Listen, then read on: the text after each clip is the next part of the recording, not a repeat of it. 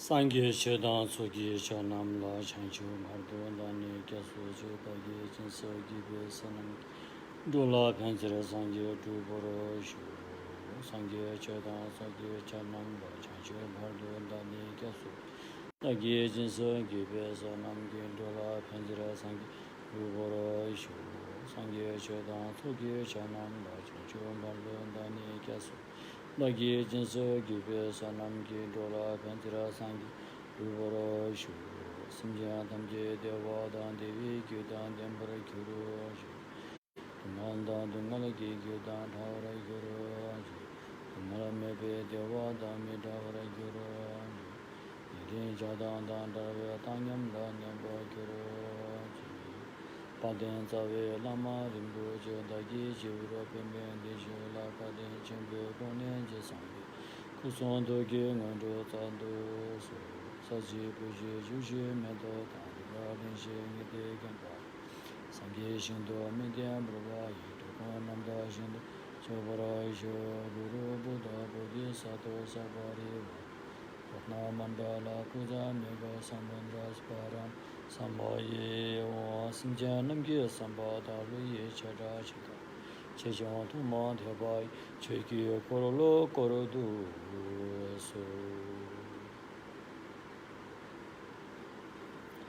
सम्पूर्ण प्राणीहरूको हितार्थ कल्याण सम्मा सम्बुद्धि ज्ञान प्राप्त गर्ने मनसायको साथमा मानव चलामा भइपरिआएको यस विषम परिस्थिति महामारी रोगबाट शीघ्र स्वास्थ्य लाभ गरेर अन्ततगत बुद्धि ज्ञान प्राप्त गर्न सकोस् भन्ने मनसायले सधम्म देशमा सुनिदिन हुन विनम्र अनुरोध गर्दछु।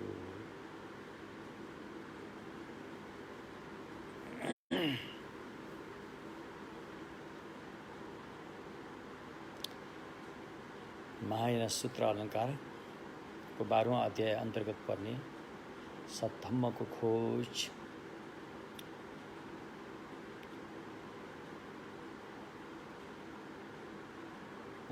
र त्यससँग सान्दर्भिक अभ्यास गर्ने कुराहरूदेखि लिएर हामी अध्ययन र अध्यापन र साथसाथमा अभ्यासको लागि पनि यहाँ सिक्दैछौँ। विशेष गरेर भगवानको मार्गमा के बताएको छ त भन्दाखेरि भगवान बुद्धले तपाईलाई कसरी मद्दत दिनुहुन्छ त अरे भगवानले तपाईलाई मद्दत कसरी दिनुहुन्छ अरे जसरी हामीले शरीरको मैल पानीले धोए जस्तो यस्तो किसिमले पनि तपाईको त्यस्तो मनको पाप धुने तरिका त्यो पनि होइन रे। जसरी दुःख पीडाहरूलाई कठैबाट भनेर सुनेर निको पार्ने तरिका त्यसरी पनि होइन रे।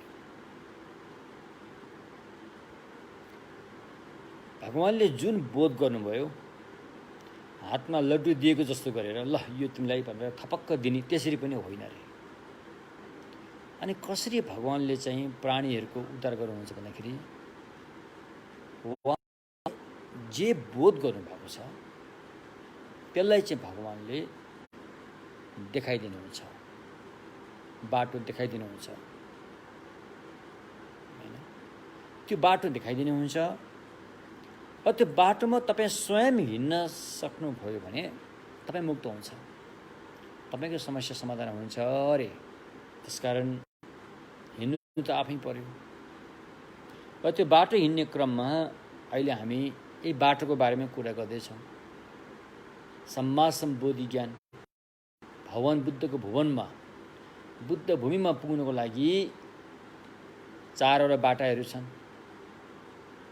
4वटा बाटोको खुड्किलाहरू छन् र 5औं बाटो चाहिँ स्वयं बुद्ध भूमि नै भइहाल्यो र अहिले त्यो बाटोको बारेमा हामी अहिले कुरा गर्दैछौँ र कस्तो बाटोबाट गएपछि बुद्ध भूमिमा पुगिन्छ अरे त्यही बाटोको बारेमा हामी अहिले कुरा गर्दैछौँ। यसलाई भोट भाषामा लाम भनिन्छ। लाम मार्ग बाटो हैन, पाथ हैन। त्यो बाटोको बारेमा हामी अहिले कुरा गर्दैछौँ। हिजो हामीले अलिकति छोयौँ मात्रै, आज हामी त्यसलाई अलिक विस्तृत रूपमा बुझ्ने र बुझाउने कोसिस गर्नेछौँ। त्यसकारण बुझाउनेले म जस्तो व्यक्तिमा त्यति दक्ष क्षमता त छैन, त्यही पनि बुझिदिनेहरूले अलिकति चेष्टा गरेर बुझिदिनु हुन विनम्र अनुरोध गर्दछु। तसर्थ यी बाटो चाहिँ 5वटा छन् रे। सम्भार मार्ग, प्रयोग मार्ग, दर्शन मार्ग, भावना मार्ग र अशिष्य मार्ग। छोक्लम, जोर्लम, थौलम, गोमलम र मिलोपिलम रे 5वटा मार्गहरू छन्। त्यसमध्ये अहिले हामी सम्भार मार्गको बारेमा, पहिलो खुड्किलको बारेमा, बाटोको पहिलो खुड्किलको बारेमा कुरा गर्दैछौँ नि। त्यसकारण यी 5वटा बाटोमध्ये पहिलो 2टा बाटो, सम्भार मार्ग र प्रयोग मार्ग चाहिँ यो चाहिँ बाटो मात्रै हो, यो मार्ग सत्य चाहिँ होइन। मार्ग मात्रै हो, मार्ग सत्य चाहिँ होइन रे। किनकि यो सम्भार मार्ग र प्रयोग मार्ग चाहिँ, सम्भार मार्ग र प्रयोग मार्गमा रहेका व्यक्तिहरूलाई चाहिँ के भनिन्छ? पृथक जन रे, र सामान्य व्यक्तिको रूपमा लिइन्छ। सामान्य व्यक्ति भन्नाले यहाँ के भन्दाखेरि सच्चाइको छर्लङ्गै दर्शन नपाइसकेको, सच्चाइलाई एउटा भावनात्मक रूपमा, अनुमानित रूपमा मात्रै थाहा पाएका, यस्तो होला कि उस्तो होला कि भनी ठानेर मात्रै जानेका, छर्लङ्गी दर्शन नपाएका, सच्चाइको प्रत्यक्ष छर्लङ्गी दर्शन पाएको मार्ग चाहिँ दर्शन मार्ग र भावना मार्ग, अशिष्य मार्ग एक किसिमले।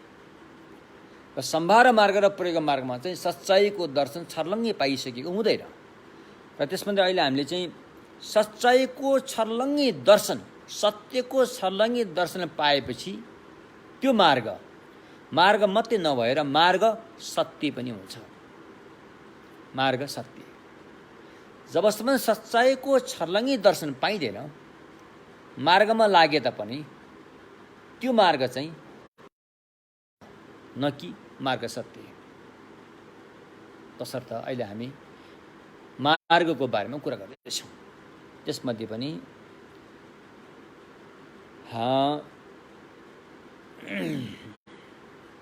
अब यो मार्गको बारेमा तपाईँले अलिकति अभिधर्मका प्राविधिक भाषाहरू पनि अलिअलि बुझ्नुपर्ने हुन्छ।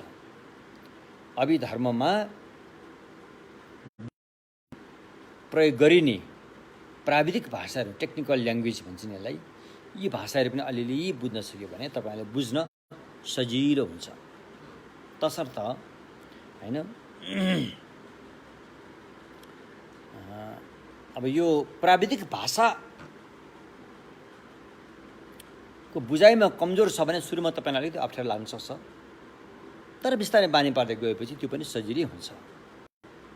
त्यसो भएकोले अनि यो मार्ग पनि 2 किसिमको छ। त्यसमा त्यो मात्रै अहिले हामी महायानसँग सम्बन्धित, अर्थात् बोधिसत्व यानसँग सम्बन्धित मार्गको बारेमा कुरा गर्दैछौँ।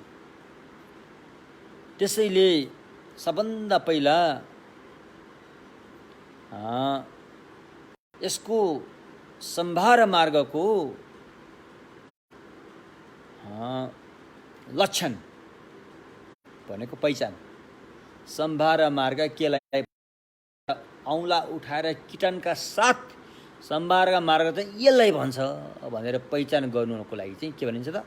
लक्षण। लक्षण त्यो मार्गको पहिचान। त्यसको लक्षण के रहेछ भन्दाखेरि चाहिँ विमुक्ति रे, हैन?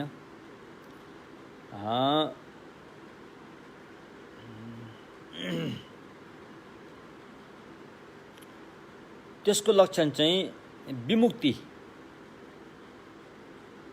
विमुक्ति भनेको अब बुद्ध भूमि, निर्वाण, हैन? त्यसलाई विमुक्ति पनि भन्छ। निर्वाणमा पुगिने जो छ, जुन निर्वाण छ, विमुक्ति छ, त्यसलाई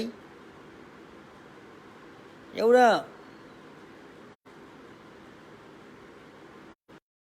वास्तविक त्यो निर्वाण चाहिँ निर्विकल्पबाट मात्रै छर्लङ्गी दर्शन पाउने हो। निर्वाण भन्छ नि, त्यो चाहिँ निर्विकल्प ज्ञानले मात्रै छर्लङ्गी दर्शन पाउँछ अरे।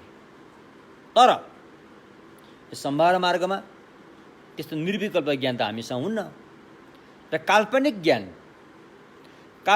ज्ञानको माध्यमबाट विमुक्तिको ध्यान गर्नु रे। काल्पनिक ज्ञानको माध्यमबाट विमुक्तिको ध्यान गर्नु रे। विमुक्तिको भावना गर्नुलाई सम्भार मार्ग हैन।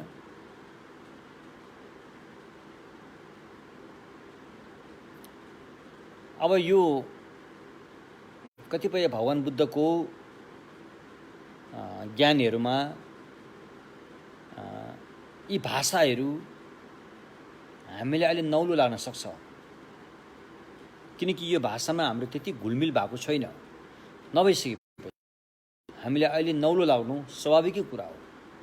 तर हामी बिस्तारै बुझ्दै गएपछि यी भाषाहरूमा यति मिठास कि पछि तपाईँले बिस्तारै बुझ्दै जानुहुन्छ, बुझ्नुहुनेछ।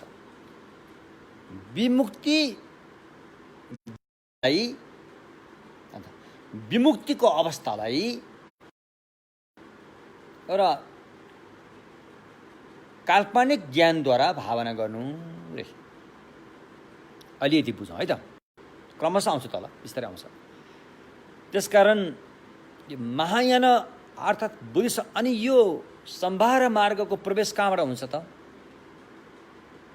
कुन अवस्थाबाट आफू सम्भार मार्गमा छ भनेर पक्का गरिन्छ त, निर्णय गरिन्छ त भन्दाखेरि, यदि बोधिसत्व यान महायान अनुसार हो भने जुन दिन तपाईको हृदयमा बोधिचित्त प्रकट भयो, बोधिचित्त उत्पाद भयो तपाईको हृदयमा, त्यो दिनदेखि तपाई सम्भार मार्गमा रहेको हुन्छ।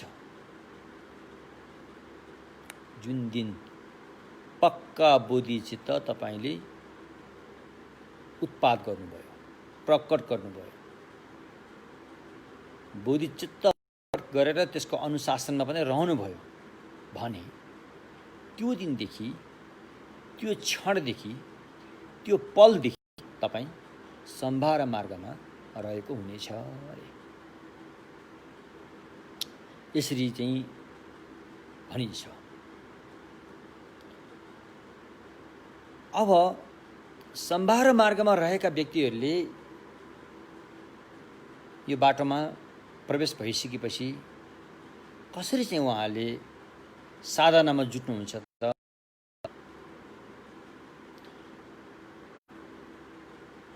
हरेक क्षण, हरेक पल, कुनै पनि समय, हरेक काम गर्दाखेरि ती बोधिसत्वले सुरुमा र अन्तिममा गर्नुपर्ने दुईटा काम छन् रे, हैन?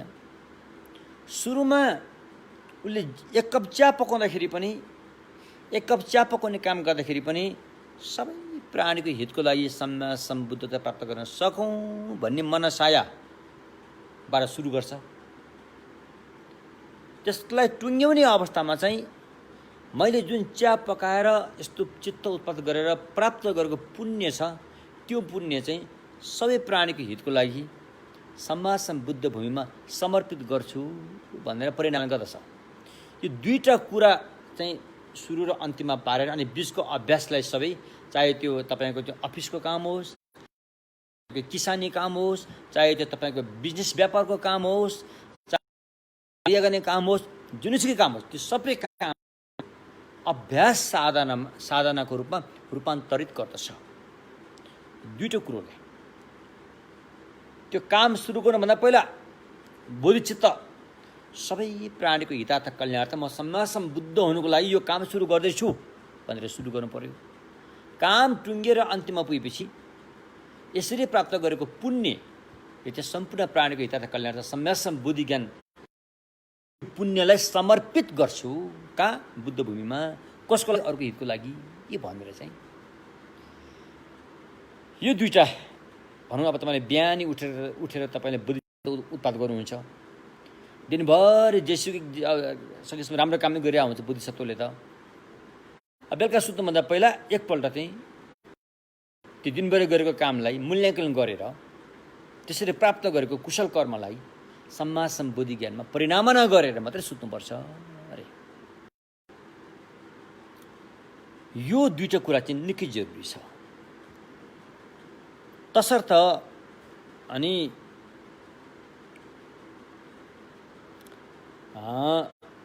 त्यो बिचमा गर्ने अन्य क्रियाकलापहरू होइन, जस्तो हामीले साधनाकै रूपमा अपनाएर भगवान बुद्धलाई पूजा गर्ने काम पनि गर्छौँ, भगवान बुद्ध धर्मसँगलाई दण्डवत ढोक वन्दना गर्ने काम पनि गर्छौँ, धर्म श्रवण गर्ने, धर्म ज्ञान धम्म देशना सुन्छौँ, अलिअलि भावना ध्यान गर्ने काम पनि हामीले गरिरहेका हुन्छौँ होइन। यो सबै कार्यहरूलाई चाहिँ यहाँ के भनिन्छ? सम्भार मार्ग भनिन्छ। बुझ्नुभयो नि? के यसलाई भनिन्छ सम्भार मार्ग। फेरि एकपल्ट सुरुमा बुद्धिचित्त उत्पात हुनु पर्यो, टुङ्ग्याउने बेलामा त्यसलाई त्रिकोटी परिशुद्ध रूपमा पुण्यलाई परिणामना गरेको हुनु पर्यो। यो दुईटा कुरालाई चाहिँ तलमाथि ठ्याक्कै मिलाएपछि अनि बिचको जति पनि हामीले गरेको क्रियाकलापहरू छन् होइन, त्यो सबै अनि बिस्तारै गरेर कुशल पक्षमा, राम्रो पक्षमा रूपान्तरित हुँदै तपाईँले घरमा कुच्चो लागे तापनि, नुहाइधुवाई गरे तापनि, लुगा धोए तापनि, अथवा बच्चाहरूको पालन पोषण जे गरे सबै चाहिँ धम्म अभ्यासमा आउँछ। त्यसो भएकोले यसैलाई भनिन्छ सम्भार मार्ग। र यो अभ्यास साधना प्रति होइन बानी नपरुन् जेसम्म, भावना गरेर त्यसप्रति बानी नपरुन् जेसम्म होइन, राम्रोसँग बानी नपरुन् जेसम्म अनि तपाईँ डटेरै लाग्नुपर्ने हुन्छ। सबभन्दा अभ्यास गर्ने कठिन परिस्थिति चाहिँ सम्भार मार्गमै हो।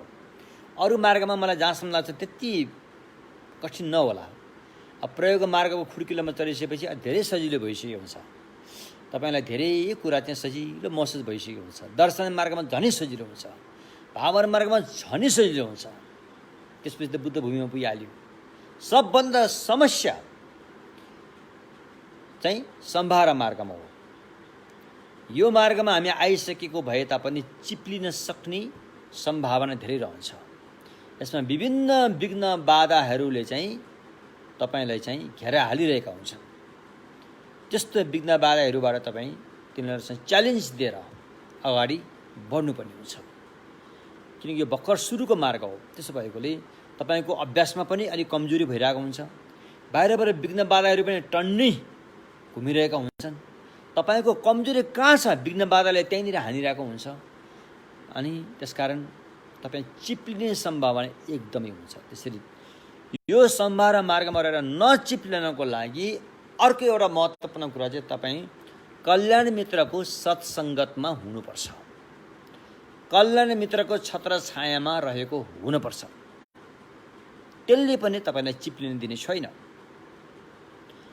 एउटा उपाय चाहिँ यो सम्भार मार्गमा जब तपाईँलाई अलिकति अप्ठ्यारो परिस्थितिको सामना गर्नुपर्ने हुन्छ त्यति बेला भगवान बुद्धका जीवनीहरू, अहिले हामीले जुन एउटा किताब नेपाली भाषामा उद्धार गर्दैछौँ कर्म हेतु फल, त्योभित्र प्रशस्त भगवान बुद्धका जीवनीहरू छन्। भगवानले के कस्तो कठिन परिश्रम गरेर चाहिँ गर्नुभएछ भनेर अहिले मेरो यो अप्ठ्यारो त के पनि भइरहेछ भन्ने किसिमले होइन, मनलाई एउटा हौसला दिने, मनलाई एउटा चाहिँ साहस दिने, मनलाई एउटा आँट दिने होइन, त्यस्तो एउटा परिस्थिति बन्नुपर्ने हुन्छ। त्यसकारण हामीलाई सबभन्दा समस्या चाहिँ सम्भार मार्ग पार गर्नु हो। सम्भार मार्ग पार गरिसकेपछि त्यहाँबाट त्यति गाह्रो छैन, त्यति गाह्रो हुँदैन रे। त्यसैले यो सम्भार मार्ग चाहिँ ठुलो कुरो रहेछ।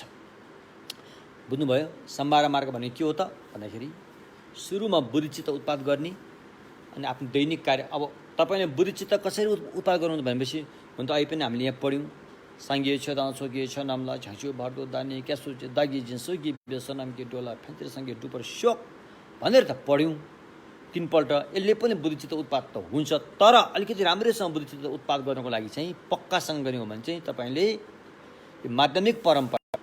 माध्यमिक सिद्धान्तको परम्परा अनुसार तपाईँले बुद्धिचित्त उत्पाद गर्नुभन्दा पहिला तपाईँले सप्ताङ्ग साधना गर्नुपर्छ। सप्ताङ्ग साधना गर्नुपर्छ जुन सूत्रहरूमा उल्लेख गरेको पाइन्छ। त्यसमध्ये सबभन्दा सजिलो चाहिँ अहिले हामीले नेपाली भाषामा पनि लेखिसकेका छौँ, भद्रचरी भन्ने एउटा छ, भद्रचर्य हो। त्यसमा चाहिँ जुन सुरुको 12वटा श्लोक छ, त्यो श्लोकलाई अलिकति अर्थ बुझेर राम्रोसँग पाठ गर्यो भने सप्ताङ्ग त्यही हो होइन। सप्ताङ्ग त्यही हो। झिङ्गे सुदाक भन्नेदेखि यावद केचित भन्नेदेखि लिएर मि औ सर्वम भन्ने तलसम्म होइन, झिङ्गे सुदाकबाट सुरु गरेर थाम्च्या जोबे झ्याउँछु छिर्ङो भन्नेसम्म यो सप्ताङ्गको साधना पाठद्वारा गरिसकेपछि अनि तपाईँले बोधिचित्त उत्पाद गर्न सक्नुहुन्छ। बोधिचित्त उत्पादको लागि चाहिँ फेरि त्यसको विधि छन्। 10 दिशामा बस्नुभएका भगवान् बुद्ध बोधिसत्वहरूले मलाई अनुग्रह गर्नुहोस् भनेर पहिलोपल्ट भने होइन।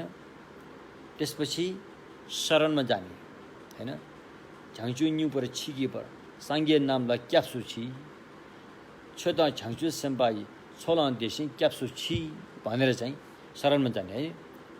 जबसम्म बोधि ज्ञानसम्म पुग्दिनँ तबसम्म बुद्ध धर्मसँगको शरणमा आएको छु रे। त्यसपछि गएर अनि बुद्धिचित्तको उत्पाद गर्ने।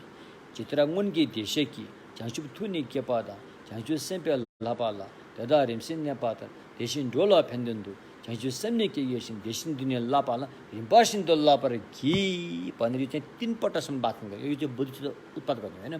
चित्राङ्गुनकी देशेकी पहिलाका सुगत भगवान् बुद्धहरूले झ्याङ्चु थुनी के पादा जसरी बोधिचित्त उत्पाद गर्नुभयो झ्याङ्चु सेम्पे लापाला बोधिसत्वको शिक्षामा पनि त्यता रिम्सिन नेपाल उहाँहरू क्रमैसँग लाग्नु भएको थियो। देशिन डोला फेन्दिन्थ्यो। त्यसरी नै लोकहितको लागि झ्याङ्चु सेम्ने के गेसिन बोधिचित्त उत्पाद गरेर देशिन दुनियाँ लपाला। त्यसै गरेर बोधिसत्वको शिक्षामा पनि रिम्पासिन्द लपर्के म पनि क्रमैसँग यसलाई अभ्यास गर्दछु भनेर 3 पटकसम्म दोहोऱ्याइन्छ। यसरी बुद्धिचित्त उत्पाद हुन्छ। बुद्धिचित्त उत्पाद भइसकेपछि अनि अर्को आफू खुसी पार्ने रङ गावा गुम्बा स्यान गावा पहिला आफू हर्षित आफूलाई खुसी पार्नु पऱ्यो। मेरो जीवन धन्य भयो होइन कि मेरो यो मानव चरणमा मैले बुद्धिचित्त उत्पाद गर्न सकिँ भनेर तिङदिन दाचे ढुबु यो मेसेपा लेप्रतो धेरै साङ्गे रिसुके साङ्गे सेसो धागिरु रे। आज मेरो जीवन सफल भयो, मान्छेको चोला पाएको सफल भयो हैन। मान्छेको चोला पाएको मेरो जीवन सफल भयो। आज म बुद्धको कुलमा मेरो जन्म भएको छ किनकि बुद्धिचित्त उत्पाद भएपछि त उसको जन्म त बुद्धको कुलमा भयो। आज मेरो जन्म बुद्धको कुलमा भयो। कर्मको जन्म बाबुआमाले दिए हैन, जहाँ दिए तापनि तर आज जुन बुद्धिचित्तमा म पैदा भयो आजदेखि चाहिँ मेरो नयाँ जन्म भयो। कहाँ भयो त? बुद्धको कुलमा। साङ्गे सेसो धागियो म भगवान् बुद्धको सन्तान हुन पाएँ। म बुद्धको सन्तान हुन पाएँ। धानी धागे चिने अब चाहिँ जसै गरी पनि रिग्द थुन्पे लेचम दिए भगवान् बुद्धको कुल अनुसार नै मैले काम गर्नेछु। किनमे निर्दोष भगवान् बुद्धको कुलमा हामीले पार्ने छैन, यसलाई सङ्लो नै पार्नेछु भनेर आफूलाई खुसी पार्ने होइन। अनि अरूलाई पनि खुसी पार्ने, अरूलाई पनि होइन।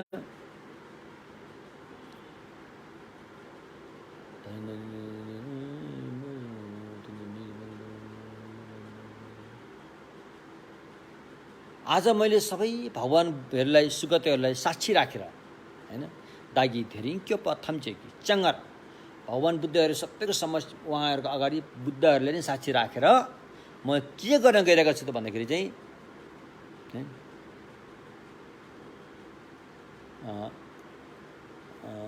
धेरै तागी के भन्छ चङ्गा डोद सिङ्दानी भर्दो देला ढुन्धु भेसिङ्गी।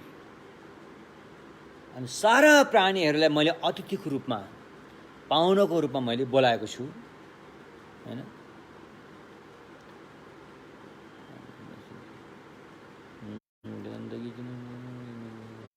ताकि धेरै के बत्मदेखि चङ्गा डोद भेसिङ्गी हादा लामी। अनि देव मनुष्य सहित तपाईँहरू चाहिँ खुसी हुनुहोस्। तपाईँहरूलाई मैले साक्षी राखेर निम्तो गरेको छु, अतिथि पाउनुको रूपमा मैले बोलाएको छु, तपाईँहरू खुसी हुनुहोस् भने। किन भन्दाखेरि हैन, किन खुसी हुनु पर्यो भन्दाखेरि म तपाईँलाई यस्तै एउटा उपहार दिँदैछु अरे, यस्तै एउटा उपहारले स्वागत गर्दैछु अरे। त्यो उपहार के हो त अरे हैन। झैँसुएसम जो रिम्पोचे माके पाना के पा न्यापा मेपा यहाँ घुम्दै फिर के हो बोधित रत्न। यो सांसारिक सुन चाँदी हिरा मोती रत्न भनेको त्यो त निम्न कोटिको हो, त्यो केही समयको लागि मात्रै हो। तर बोधिचित्त यस्तो महान रत्न, अमूल्य रत्न जो हाम्रो मनमा उत्पत्ति भएको थिएन, अब उत्पत्ति भयो। जो जसमा उत्पत्ति भइसक्यो त्यो फेरि उत्तर विकास जान्छ। आदि यस्तो किसिमले नै अरूलाई चाहिँ फेरि खुसी पार्ने, आफू पनि खुसी हुने, अरू पनि खुसी। यति भएपछि बोधिचित्त चाहिँ लिएको भनेर मानिन्छ। र साथसाथमा यो पनि प्रार्थना गर्नुपर्छ कि जन्म जन्मान्तरसम्म यो बोधिचित्त मैले बिर्सन नपरोस् रे हैन। यस्तो किसिमले बोधिचित्त लिइसकेपछि अनि तपाईँले आफ्नो दैनिक जीवनचर्या काम गर्न सक्नुहुन्छ। अनि बेलुका सुत्नुभन्दा पहिला एकपल्ट पछाडि फर्केर हेर्ने, आफूले दिनभरि के गरेको रहेछ त्यसको मूल्याङ्कन गर्ने। कति राम्रो काम गरिएछ र कति खराब काम गरेछ, दिनमा कतिपल्ट सत्य बोलियो, कतिवटा झुटो बोलियो, कतिपल्ट हामी सहनशील भयौँ र कति अवस्था हामी रिसायौँ। यी सारा कुरालाई मूल्याङ्कन गर्ने। मूल्याङ्कन गरेर जाँदाखेरि जति पनि राम्रो पक्ष त्यो त कुशल मूल भयो, त्यो त पुण्य कार्य भयो। त्यो पुण्य कार्यलाई थानको लाउने काम गर्ने। थानको कसरी लाउने, कहाँ लाउने भन्दाखेरि थानको चाहिँ बुद्ध भूमिमा लाउने। यो पुण्य गरेकोले मैले चाहिँ बुद्धत्वमै प्राप्त गर्न सकौँ भनेर बुद्ध भूमिमा समर्पित भएर थानको लाउने। कसरी लाउने तरिका त्रिकोटी परिशुद्धबाट। त्रिकोटी परिशुद्ध हुनु पर्यो। त्यो थानको लाउने तरिकामा 3 ठाउँबाट शुद्धता हुनु पर्यो हैन। पुण्य कमाउने म भन्ने घमण्डी भावना पनि आउनु भएन। मैले कमाएको पुण्य यो भने त्यसलाई पनि आसक्ति गर्नु भएन हैन। अनि यो चाहिँ म फलान ठाउँमा लगेर थानको लाउँछु भने त्यहाँ पनि आसक्ति गर्नु भएन भनेपछि तिनैवटा अवस्थालाई अनात्मा भावनाको महसुसबाट, अनात्मा भावनाको भाविताबाट पुण्यलाई थानको लाएपछि त्यो त्रिकोटी परिशुद्ध भयो। यस्तो किसिमले हामीले धर्म अभ्यास गर्दाखेरि छुट्टै समय निकालिरहनुपर्छ भन्ने पनि छैन। हामीले दैनिक जीवनचर्यामा गरिरहेको राम्रा कामहरूलाई नै धम्म साधनाको रूपमा रूपान्तरित गरेर लान सकिन्छ। नत्र भने त दैनिक गरेको काम एउटा, धम्म अभ्यास अर्को गरेर समय छुट्याउन थाल्यो भने त यो धेरै गाह्रो पर्छ। तसर्थ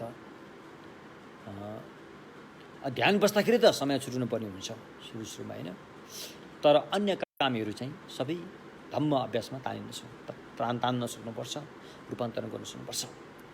र जीवनमा हामीले गर्ने अकुशल कर्महरू छ, त्यसलाई धम्म अभ्यासमा तान्न अलिक गाह्रै हुन्छ। तर अकुशल कर्महरूलाई छोड्नुपर्ने हुन्छ। यदि आफ्नो जीवन धान्नै गाह्रो परेको छ, त्यो अकुशल कर्म नगरिकन जीवन सर्भाइभ गर्नै गाह्रो छ, त्यो बाध्यता भएर गर्ने भन्ने कुरा अर्कै हो। तर आफ्नो जीवन धान्न सजिलो हुँदाहुँदै त्यो फोकटमा त्यो पाप किन गरिरहने, त्यसलाई छोड्नुपर्छ। यसो गरेर बिस्तारै गरेर अगाडि बढ्नुपर्छ। यस्तो किसिमले अनि यो सम्भार मार्गमा अभ्यास गर्न सकिन्छ अरे। तसर्थ अब छोक्लाम सम्भार मार्गमा चाहिँ एउटा के बुझ्नुपर्छ भन्दाखेरि जस्तो श्रावक ज्ञानको सम्भार मार्ग कहाँबाट सुरु हुन्छ। अहिले हामी महायानको सम्भार मार्ग कुरा गऱ्यौँ।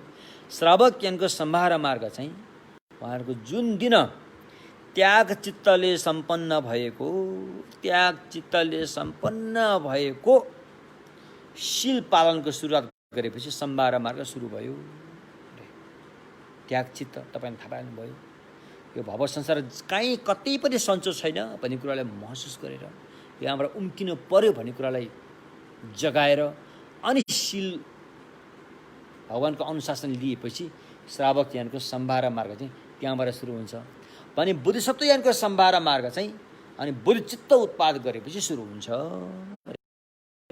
अब यसरी बुद्धिचित्त उत्पाद गरेपछि सुरु हुन्छ। बुद्धिचित्त उत्पादन गरेपछि हामीले शील पनि पाइरहेको हुन्छौँ। शीललाई चाहिँ नबिगारिकन पालन गर्नुपर्छ। शील भाँचियो भने फेरि सम्भार मार्ग पनि टुट्छ, फेरि बिग्रिन्छ। फेरि शीललाई भाँचिन दिनु हुँदैन। लिएको शीललाई तपाईँले कति अवधिसम्म लिने हो, कतिवटा शील लिने हो, त्यो तोकेको अवधिसम्म तपाईँले पालन गर्नै पर्ने हुन्छ होइन। त्यो शील भाँचियो भने फेरि अप्ठ्यारो हुन्छ। त्यसैले अब अहिले पनि भने सम्भार मार्गको लक्षण पहिचान के त भन्दाखेरि यहाँ एउटा शब्द प्रयोग गरेको नामडोल्गी जुङ्गोक भन्ने एउटा शब्द प्रयोग गरेको छ होइन। विमुक्तिको किनार भनौँ कि विमुक्तिको छेउ भनौँ कि होइन। अब यसमा विमुक्ति भनेको अर्थ के रहेछ त भन्दाखेरि होइन, अब हामी पुग्ने ठाउँ रे, हामी पुग्ने ठाउँ चाहिँ विमुक्ति हो नि त। सबै समस्याको समाधान भएको अवस्था हो नि त। हामी पुग्नुपर्ने त्यहाँ हो नि त। सबै समस्याको समाधान भएको अवस्था चाहिँ हामी पुग्ने ठाउँ हो। त्यो पुग्ने ठाउँ है, त्यो ठाउँ त होइन, जोस् मतलब त्यो अवस्था हो। हामी त्यहाँ पुग्नुपर्छ। हो त्यहाँ पुग्नुको लागि चाहिँ होइन, त्यसलाई चाहिँ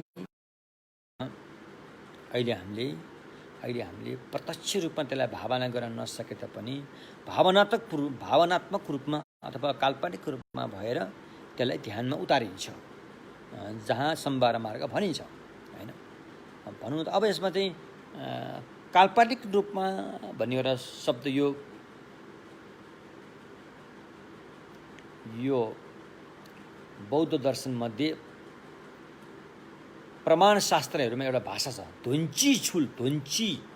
धुन्ची भन्ने एउटा भाषा प्रयोग भएको छ। तपाईँलाई अलिकति यो प्रमाणिक शास्त्रले पढ्नु भएकोलाई त यो बुझिहाल्नुहुन्छ, नपढ्ने भएकोले यो अलिकति नयाँ नौलो शब्द यो धुन्ची छुल्की भनेपछि काल्पनिक रूपमा भनेको सिद्धि भन्दाखेरि है, काल्पनिक रूपमा भावना गर्नु रे। छर्लङ्गी त अहिले हामीले देख्दैनौँ, सच्चाइको छर्लङ्गी दर्शन पाएका छैनौँ।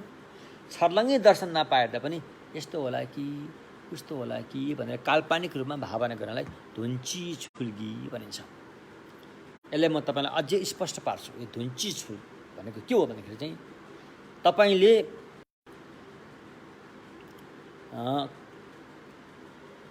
मेरो हातमा पानीको कप छ, तपाईँले पानीको कप थाहा छ, देख्नु भएको छ होइन। अब मैले तपाईँलाई यो कप चाहिँ ल्याऊ भनेर मैले तपाईँलाई भन्छु, यो कप सायद अलिक मैले नदेख्ने ठाउँमा छ, तपाईँले पनि नदेख्ने ठाउँमा छ, तर तपाईँले यो कप थाहा छ, मैले यस्तो कपमा पानी खान्छु भनेर तपाईँले जान्नुहुन्छ।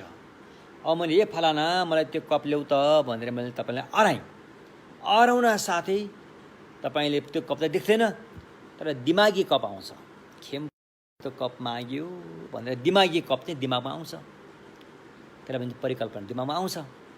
हो त्यसलाई भन्छ धुन्ची, कपको एउटा चाहिँ प्रतिबिम्ब भनौँ कि त्यसको एउटा छाया चाहिँ दिमागमा आउँछ अरे। हो त्यस्तै यहाँ पनि सच्चाइलाई छर्लङ्गै नदेखे तापनि सच्चाइको एउटा छाया चाहिँ दिमागमा आउँछ, यस्तो होला है भन्ने आउँछ नि त्यो एउटा हो, त्यसलाई चाहिँ धुन्ची भनिन्छ। यो भाषा प्रयोग भएको छ। अब तपाईँ अनि यस्तो काल्पनिक कुराको सहयोगबाट वास्तविक कुरा पत्ता लगाउन सकिन्छ भन्न सकिन्छ, किनकि यहाँ दिमागमा आएको त्यो कपको छायालाई तपाईँले के सोच्छ, हो यसले मागेको कप चाहिँ त्यही नै हो भनेर यो दिमागको कप र बाहिरको कपलाई तपाईँको दिमागले मिसाएर हेर्छ। तपाईँले फेरि यस्तो भन्ठान्दैन कि ए यसले मागेको यो मेरो दिमागमा आएर यो दिमागी कप हो, बाहिरको अर्कै कप हो भनेर तपाईँ छुट्याउँदैन।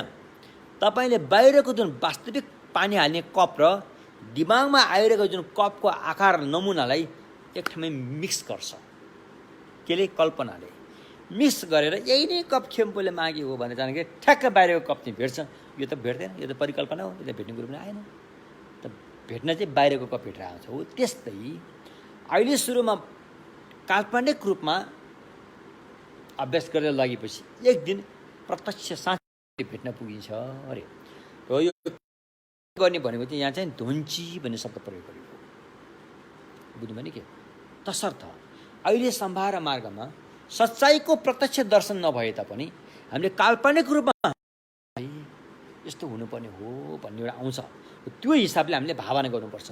गोम भनेको फ्यामिली राज्य गर्ने, त्यसलाई भावना ध्यान भनेको बानी पार्नु, त्यो हिसाबले बानी पार्दै लाने हो। एवं प्रकारले गर्दै लगेपछि अनि अहिलेको लागि चाहिँ सच्चाइको दर्शन काल्पनिक रूपमा भए पनि हामीले त्यसलाई चाहिँ हैन बुझेर बानी पार्दै लानुपर्छ अरे।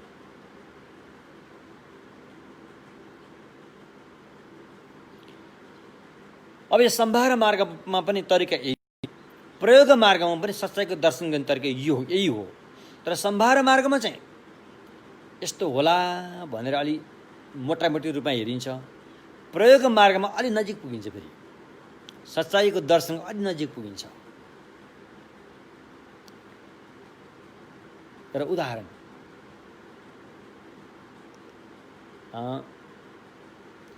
बिहानै एक बिहानै मिरिमिरे उज्यालो छँदा नि ओहो घाम झुल्के, दिउँसो त घाम झुल्किन्छ है, घाम त यस्तो हुन्छ है, यस्तो उस्तो हुन्छ भने हामीले घामको परिकल्पना गर्छौँ नि। हो सम्भार मार्ग त्यस्तै हो। प्रयोग मार्ग भनेको चाहिँ घाम झुल्किने बेलामा पूर्वबाट एउटा तामाको जस्तो रङ देखा पर्छ नि, उदाउँछ नि। हो अब चाहिँ घाम झुल्किन लाग्यो भनेर फेरि हामीले एउटा घामको चाहिँ परिकल्पना गर्छौँ, तर त्यति बेला चाहिँ घामको नजिक पुगिरहेको हुन्छ हामी। हो त्यस्तै सम्भार मार्गमा पनि सच्चाइको दर्शन चाहिँ टोटल्ली काल्पनिक हिसाबले मात्रै गरिन्छ। त प्रयोग मार्गमा चाहिँ काल्पनिक हिसाबले गरेको भए तापनि त्यो कल्पना चाहिँ अलि स्पष्ट हुँदै गइरहेको हुन्छ, सच्चाइको अलि नजिक पुग्दै गइरहेको हुन्छ। यति नै फरक हो। कल्पना त कल्पनै हो, दुवै बेला कल्पनाले नै भावना गर्ने हो, तर नजिक र टाढाको फरक पर्छ। यस्तो किसिमले सम्भार मार्ग र प्रयोग मार्गमा अनात्मा भावना, सच्चाइ भनेको अनात्मा हो, अनात्मा भावनालाई चाहिँ या भावनात्मक रूपमा वा काल्पनिक रूपमा अनि यसलाई हामीले अभ्यासमा उतारिन्छ। जब हामीले चाहिँ प्रयोग मार्गबाट पार हुन्छौँ अनि दर्शन मार्ग रे थोङलाम दर्शन मार्गमा पुगेपछि सच्चाइको छर्लङ्गे दर्शन हुन्छ। अनात्मा भनेको तपाईँले छर्लङ्गे दर्शन हुन्छ। त्यसरी स्वस्थ आँखा भएको मान्छेको हत्केलामा कुनै एउटा दाना राख्यो भने हैन, त्यो दानालाई उसले छर्लङ्गे देख्छ। त्यस्तै सच्चाइको छर्लङ्गे दर्शन पाउने पहिलोपटक दर्शन पाएकोले दर्शन मार्ग हैन। त्यही दर्शन मार्गले पाएको दर्शनलाई फेरि बानी पार्दै लानु चाहिँ भावना मार्ग भयो। बानी पार्दै लगेपछि मनको मैल पनि पखालिँदै जान्छ हो। जुन दिन त्यो मनको मैल पुरा पखालिन्छ, अब पखाल्न बाँकी रहेन, त्यो मैल कहिले पनि फर्केर आउनेवाला छैन। त्यो अवस्थामा पुगेपछि अशिक्षा मार्ग, मिलोपेलम, नो मोर लर्निङ हैन। अब सिक्नु परेन, अब मनको मैल पखालिरहनु पर्दैछ, पखालिसक्यो, त्यति बेला बुद्ध भइसक्यो हुन्छ। तसर्थ यिनी मार्गक्रमहरूको बारेमा अहिले हामीले बिस्तारै रूपमा चाहिँ अध्ययन गर्दै जाऊँ। एवं प्रकारले यस्ता कुराहरूलाई अनि हामीले बुझेर अगाडि बढ्नुपर्छ। अब सम्भार मार्ग भने त बुझ्नु भयो नि, सच्चाइलाई भने पनि त्यो सच्चाइ पनि भनिन्छ, सत्य पनि भनिन्छ, पारमार्थिक सत्य पनि भनिन्छ हैन, विमुक्तिको अवस्था पनि भनिन्छ। यस्ता सच्चाइलाई अहिले छर्लङ्गी देख्न नसके तापनि र परिकल्पनिक हिसाबले त्यसलाई बुझेर ध्यानमा उतारेर लानेलाई चाहिँ के भनिन्छ त? सम्भार मार्ग। अब यो सम्भार मार्ग पनि 3 किसिममा हुन्छन्। तल्लो स्तरको सम्भार मार्ग, मध्यम स्तरको सम्भार मार्ग, माथिल्लो स्तरको सम्भार मार्ग। त्यो अभ्यासको खुड्किला हो नि त। तल्लो स्तरको सम्भार मार्गमा चाहिँ तपाईँ चिप्लिने, त्योबाट फेरि फर्किने सम्भावना पनि रहन्छ। त्यो धेरै कमजोर अवस्थाको हो। तल्लो स्तरको सम्भार मार्गमा तपाईँ पुग्नु भएको भनौँ, अहिले हामी भर्खर सुरुवात भएको सम्भार मार्ग चाहिँ तल्लो स्तरको हो। यहाँबाट चिप्लिने सम्भावना एकदमै हुन्छ। यो चाहिँ भोलि गएर प्रयोग मार्गमा पुग्छ नि भने ग्यारेन्टी हुँदैन हो। त्यसलाई चाहिँ निम्न कोटिको तल्लो स्तरको सम्भार मार्ग भनिन्छ। मध्यम स्तरको सम्भार मार्ग भनेपछि त्यहाँ चिप्लिने सम्भावना हुँदैन, चिप्लिँदैन। अवश्य त्यसले चाहिँ प्रयोग मार्गलाई पैदा गर्छ, अवश्य पनि प्रयोग मार्गलाई पैदा गर्छ भनेपछि त्यसले भनिन्छ मध्यम स्तरको सम्भार मार्ग। झन् तपाईँको अभ्यासको गति अगाडि बढ्दै जान्छ, अब त्यसले चाहिँ साँच्चीकै प्रयोग मार्गलाई प्रकट गर्ने, प्रयोग मार्गलाई पैदा गर्न सक्ने क्षमताको प्रदर्शन गर्छ, त्यसलाई भनिन्छ उच्च कोटिको सम्भार मार्ग। यस्तो किसिमको सम्भार मार्ग हुन्छन् र यी सम्भार मार्गहरूमा चाहिँ के साधनाहरू गरिन्छ भनेर पनि बुझ्नु पऱ्यो। त्यसकारण सबभन्दा पहिलो खुड्किलोको सम्भार मार्गमा चाहिँ हामीले त्यहाँ 3 किसिमका सम्भार मार्गमध्ये सबभन्दा पहिलो खुड्किलोको सम्भार मार्गमा चाहिँ हामीले त्यहाँ चाहिँ अनि के अरे एउटा काम गर्नुपर्छ। अरू काम पनि थुप्रै छन्, त मूल काम चाहिँ एउटा ध्यान गर्नुपर्छ अरे, एउटा ध्यान गर्नु रे। त्यो ध्यान हो सत्य पठान। अब यो फेरि यो अर्को भाषा हो। फेरि यहाँ भगवान् बुद्धको मार्ग सत्यलाई मार्गमा के कुरा छन् भन्दाखेरि 37वटा कुराहरू छन्। यो 37वटा कुराहरूलाई सम्भार मार्ग, प्रयोग मार्ग, दर्शन मार्ग, भावना मार्गले क्रमशः गरी अभ्यासमा उतार्दै लान्छ, अनुभवी जगाउँदै लान्छ। मनमा एकदमै हैन एकदम पवित्र भावनाहरू जाग्दै लान्छ, मनको टेन्सन दूर हुँदै जान्छ, अस्वस्थहरू दूर हुँदै जान्छन्, मन हेल्दी माइन्ड हैन स्वस्थ मन हुँदै आउँछ। अब त्यसलाई भन्छ 37 बोधिपाक्षिक धर्म। सम्मासन भगवान् बुद्धको भूमिमा पुर्याउनको लागि 37वटा कुराहरू विषयहरू छन् रे। यो 37वटा कुराहरूलाई नि यहाँ चाहिँ मार्ग भनिन्छ। त्यसमध्ये 37वटा मध्ये पहिलो 4वटा त्यसलाई के भन्छ 4वटा शक्ति पठान रे। अब यो विपස්සना ध्यान हो फेरि यो हैन, विपස්සना ध्यान हो। अब यो समता ध्यान पनि गर्नुपर्छ। समता ध्यान कुरा अहिले भावना मार्गमा आउँछ। अहिले हामी चाहिँ सम्भार मार्गको पहिलो खुड्किलोमा हामीले के गर्नुपर्छ विपස්සना ध्यान गर्नुपर्छ अरे, जसको नाम सत्य पठान रे।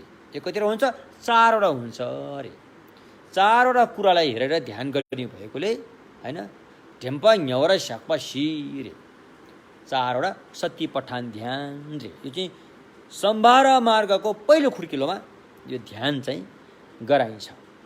त्यसकारण यो 37 बोधिपाक्षिक धर्ममध्ये पहिलो 4वटा चाहिँ सम्भार मार्गको पहिलो खुड्किलोमै उतारेर ध्यान त्यसको ध्यान गरिन्छ अरे। त्यसलाई भनिन्छ सत्य पठान। पाली भाषामा सत्य पठान, संस्कृत भाषामा स्मृति प्रस्थान। स्मृति प्रस्थान भोट भाषामा ढेन्पा न्यौरा शाक्पा हैन। यो 4वटा छन्, 4वटा छन्। तसर्थ अब यो ध्यानले चाहिँ 4वटा कुरालाई हेर्छ। यो ध्यानले, यो सत्य पठान ध्यानले शरीरलाई हेर्छ, वेदनालाई हेर्छ हैन, चित्तलाई हेर्छ र धर्मलाई हेर्छ। शरीरलाई हेर्छ, शरीरलाई अनित्य भनेर हेर्छ, शरीरलाई अपवित्र भनेर हेर्छ हैन, वेदनालाई अनित्य भनेर हेर्छ, चित्तलाई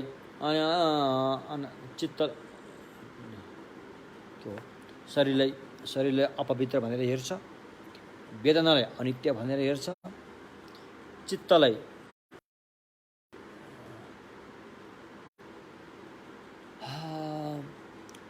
अपवित्र, अनित्य, दुःख हैन, चित्तलाई पनि अनित्य भनेर हेर्छ। यसो वेदनालाई, शरीरलाई अपवित्र भनेर हेर्छ, वेदनालाई दुःख भनेर हेर्छ, चित्तलाई अनित्य भनेर हेर्छ, धर्मलाई अनात्मा भनेर हेर्छ। त्यसमा दुःख, अनित्य, अपवित्र, दुःख, अनित्य, अनात्मा भनेर हेरिन्छ। यो हेराले चाहिँ विपස්සना भनिन्छ एक किसिमले है। त्यो एक लेभलको विपස්සना हो। त्यसकारण अब यो फेरि एक लेभलको हेर्ने तरिका यो हो। अहिले हाम्रो जुन श्रावकयान, महायान, वज्रयानको सबैले मिलेर हेर्ने तरिका चाहिँ यो हो। फेरि आफ्नै अनुसार हेर्ने अलिक फरक पनि हुन्छ फेरि। त्यसकारण सामान्य विपස්සना र असामान्य विपස්සना दुईवटा हुन्छन्। सामान्य विपස්සना चाहिँ सबै भगवान् बुद्धको अनुयायीहरूले एकनासले गर्ने विपස්සना भएकोले त्यसलाई चाहिँ सामान्य साधारण विपස්සना अरे। अब त्यो ध्यानको लेभल माथिबाट झन् गहिराइमा जाँदाखेरि फेरि त्यहाँ असामान्य विपස්සना पनि आउँछ, गर्नु पनि हुन्छ। तसर्थ अहिले हामीले चाहिँ सम्भार मार्गको पहिलो खुड्किलोमा सत्य पठान अथवा स्मृति प्रस्थानको ध्यान गराइन्छ। यो स्मृति प्रस्थानले चारवटा कुरोलाई हेर्छ हैन। शरीरलाई अपवित्र भनेर हेर्छ। कसरी? शरीर त अपवित्र छ, जल अग्नि वायु पृथ्वीबाट बनेको यो चार महाभूतबाट बनेको कुनै चिज पवित्र त छैन। हाम्रो शरीरमा जति पनि चिल्लो एक किसिमको जुन चाहिँ गिलो पदार्थहरू छन् त्यो सबै अपवित्र छैनन्। तातो पदार्थ पनि पवित्र। अनि यो जुन हाम्रो चाहिँ यो शरीरको जुन चाहिँ यो मासु बोसहरू यिनीहरू पनि पवित्र छैनन्। शरीरमा चाहिँ हावाहरू पनि पवित्र छैनन् हैन। त्यसले अपवित्र भनेर हेर्दछ। वेदना चाहे त्यो सुख वेदना होस्, चाहे त्यो दुःख वेदना होस्, चाहे त्यो नसुख न दुःख तटस्थ वेदना नै किन नहोस्, यसलाई पनि वास्तवमा दुःख नै हो भनेर हेर्दछ हैन। चित्तलाई अनित्य भनेर हेर्छ। मन चाहिँ अनित्य छ, मन नित्य छैन। अहिले भर्खर खुसी भयो, अहिले दुःखी भयो, फेरि खुसी भयो, फेरि यस्तो भयो। मन त बदलिँदै जान्छ। मनलाई अनित्य भनेर हेर्छ हैन। एक क्षणबाट ऊ रहनै सक्दैन। एक क्षणबाट अर्को क्षणमा पुग्नुभन्दा पहिला त्यो समाप्तै भइसकेको हुन्छ। समाप्त भए तापनि त्यसले बिल्कुलै अर्को क्षण पैदा गर्ने बिउ रोपेर जान्छ। त्यसैले अर्को मनको क्षण पनि पैदा हुन्छ एवं प्रायोगिक रूपमा बगिरहेको हुन्छ। यस्तो किसिमले चित्त अनित्य छ। धर्म भनेको चाहिँ अब बाँकी चैतसिक हैन। अब यो वेदनालाई छोडेर बाँकी चैतसिक धर्महरू जस्तो संज्ञा संस्कारहरू भए यी पनि एउटा चैतसिक धर्मै हुन्। यी लगायत अन्य असंस्कृत धर्महरू पनि होलान्। यिनीहरू सबैलाई चाहिँ अनात्मा भनेर हेरिन्छ। यसमा कुनै आत्मा भन्ने ठोस त्यस्तो चिजहरू केही पनि छैन हैन। हो त्यसरी हेरिन्छ। यस्तो किसिमले हेर्ने चाहिँ यो सामान्य विपස්සना ज्ञानले यसरी हेरिन्छ अरे। यसलाई भनिन्छ चार स्मृति प्रस्थान अरे। अब महायानको बारे हेर्ने एउटा विपස්සना छ। एक हेर्ने कुरा त यही चारवटाले हो। त महायानको विपස්සनाबाट चाहिँ चारैवटालाई अनात्माको रूपमा हेरिन्छ। फेरि अहिले चाहिँ शरीरलाई अपवित्र, वेदनालाई दुःख हैन, मनलाई अनित्य र त्योभन्दा बाँकी अन्य चिजहरूलाई चाहिँ अन्य कुरोहरूलाई चाहिँ अनात्मा भनेर हेरियो। अब यो महायानको जुन अहिले प्रज्ञा पारमितामा दर्शाएको विपස්සना छ त्यसले चाहिँ यी सबै कुराहरूलाई चाहिँ अनात्माको रूपमा हेर्छ। धर्म अनात्माको रूपमा हेर्छ हैन। धर्म अनात्माको रूपमा उसले हेर्दछ। धर्म अनात्मा भनेको चाहिँ यो चारैवटा कुराहरू, चारैवटा कुन शरीर वेदना चित्त अनि ती बाहेकका अन्य धर्म विषय अनि विषय धर्महरू, यी चारवटा कुरा कुन चारवटा? शरीर वेदना चित्त ती बाहेक अन्य विषय धर्महरू सबैलाई महायानको विपස්සना असामान्य विपස්සनाले हेर्दाखेरि अनात्मा भनेर हेर्छ। कसरी अनात्मा भयो त? अनात्मा कसरी भयो त भन्दाखेरि यसको विवेचना गर्छ। यसको विवेचना गर्दाखेरि यो अनुत्पन्न भएको पाइन्छ। न त यो स्वतः उत्पन्न भएको हो, न त यो परत उत्पन्न भएको हो, न त यो द्वैत उत्पन्न भएको हो, न त यो बिना हेतु नै उत्पन्न भएको हो। स्वतः उत्पन्न पनि भएको छैन। स्वतः उत्पन्न भनेको के हो भन्दाखेरि आफै पैदा हुनु। पहिला भएकै चिज फेरि पैदा भएकोलाई स्वतः उत्पन्न भएको मानिन्छ। पहिला जुन थियो पहिलेदेखि थियो त्यो पछि देखा परेको मात्रैलाई स्वतः उत्पन्न भएको मानिन्छ। त्यस्तो हेरेर उत्पन्न भएको होइन। जब पहिला थियो भने त्यो उत्पन्न हुनु जरुरी छैन। परत अनि अरूले उत्पन्न गरेको चाहिँ अब अन्य धर्म आलम लिएर बौद्ध सिद्धान्तहरूमा अधिकांश यो कुरा मानिन्छ। परत अर्कोले उत्पादन गरेको पनि होइन। किनकि अर्कोले अर्को पैदा गर्ने हो भने राँकोबाट पनि अन्धकार पैदा हुनुपर्ने हुन्छ। तर राँकोबाट अन्धकार त पैदा हुँदैन। राँकोबाट त उज्यालै पैदा हुन्छ।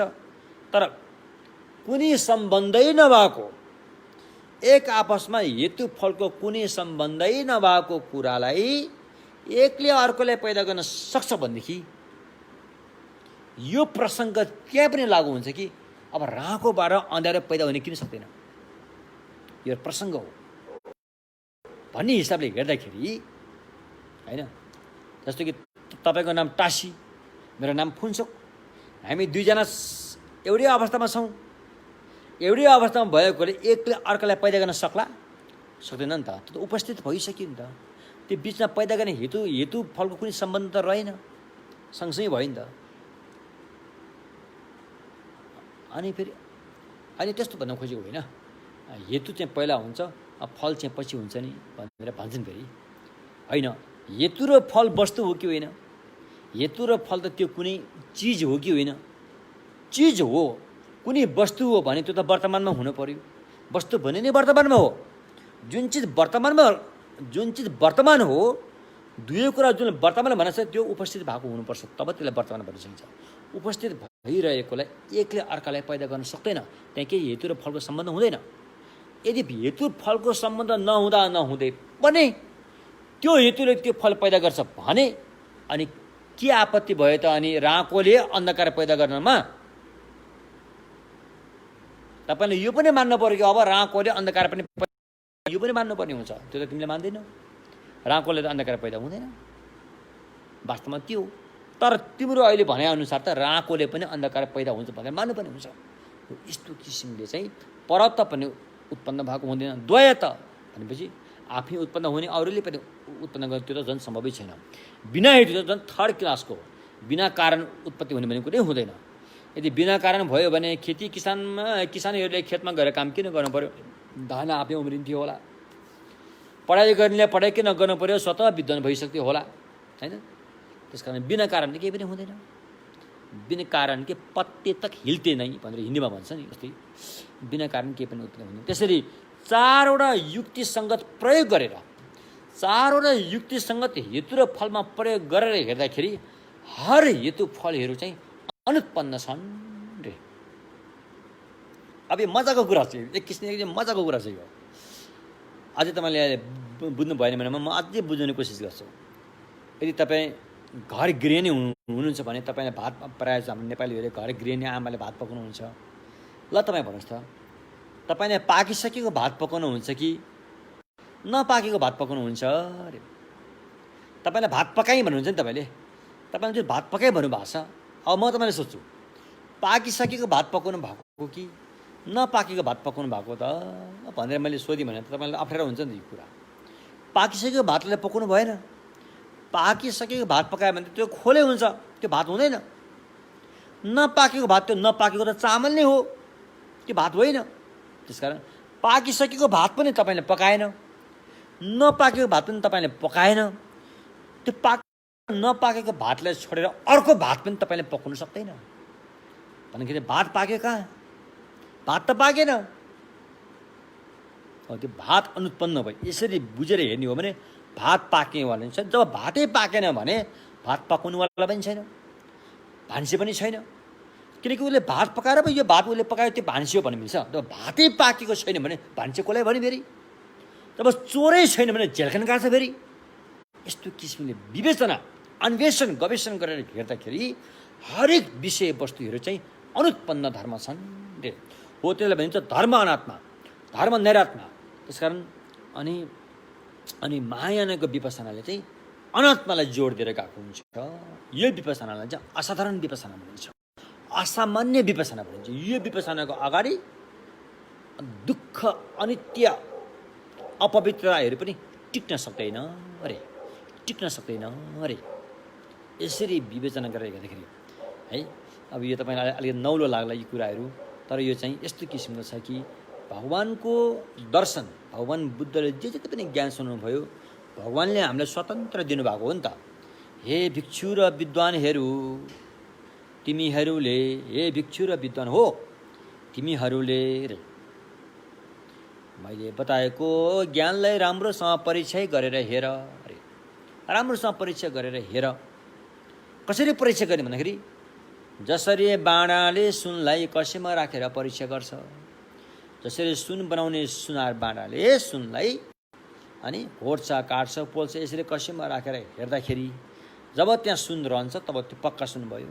त्यसै गरी तिमीहरूले पनि मेरो ज्ञानलाई श्रुतमय चिन्तनमय भावनामय प्रज्ञाले चाहिँ विशेष गरेर श्रुतमय र चिन्तनमयले राम्रोसँग परिचय गरेर हेर्नु, तब जाति लागेमा, तब अच्छा लागेमा, तब ठिक हो भन्ने लागेमा, तब यो ज्ञान आफूले लिएपछि भविष्यमा आफ्नो भविष्य उज्यालो हुन्छ भन्ने लागेमा अनि मात्रै अपनाउनु।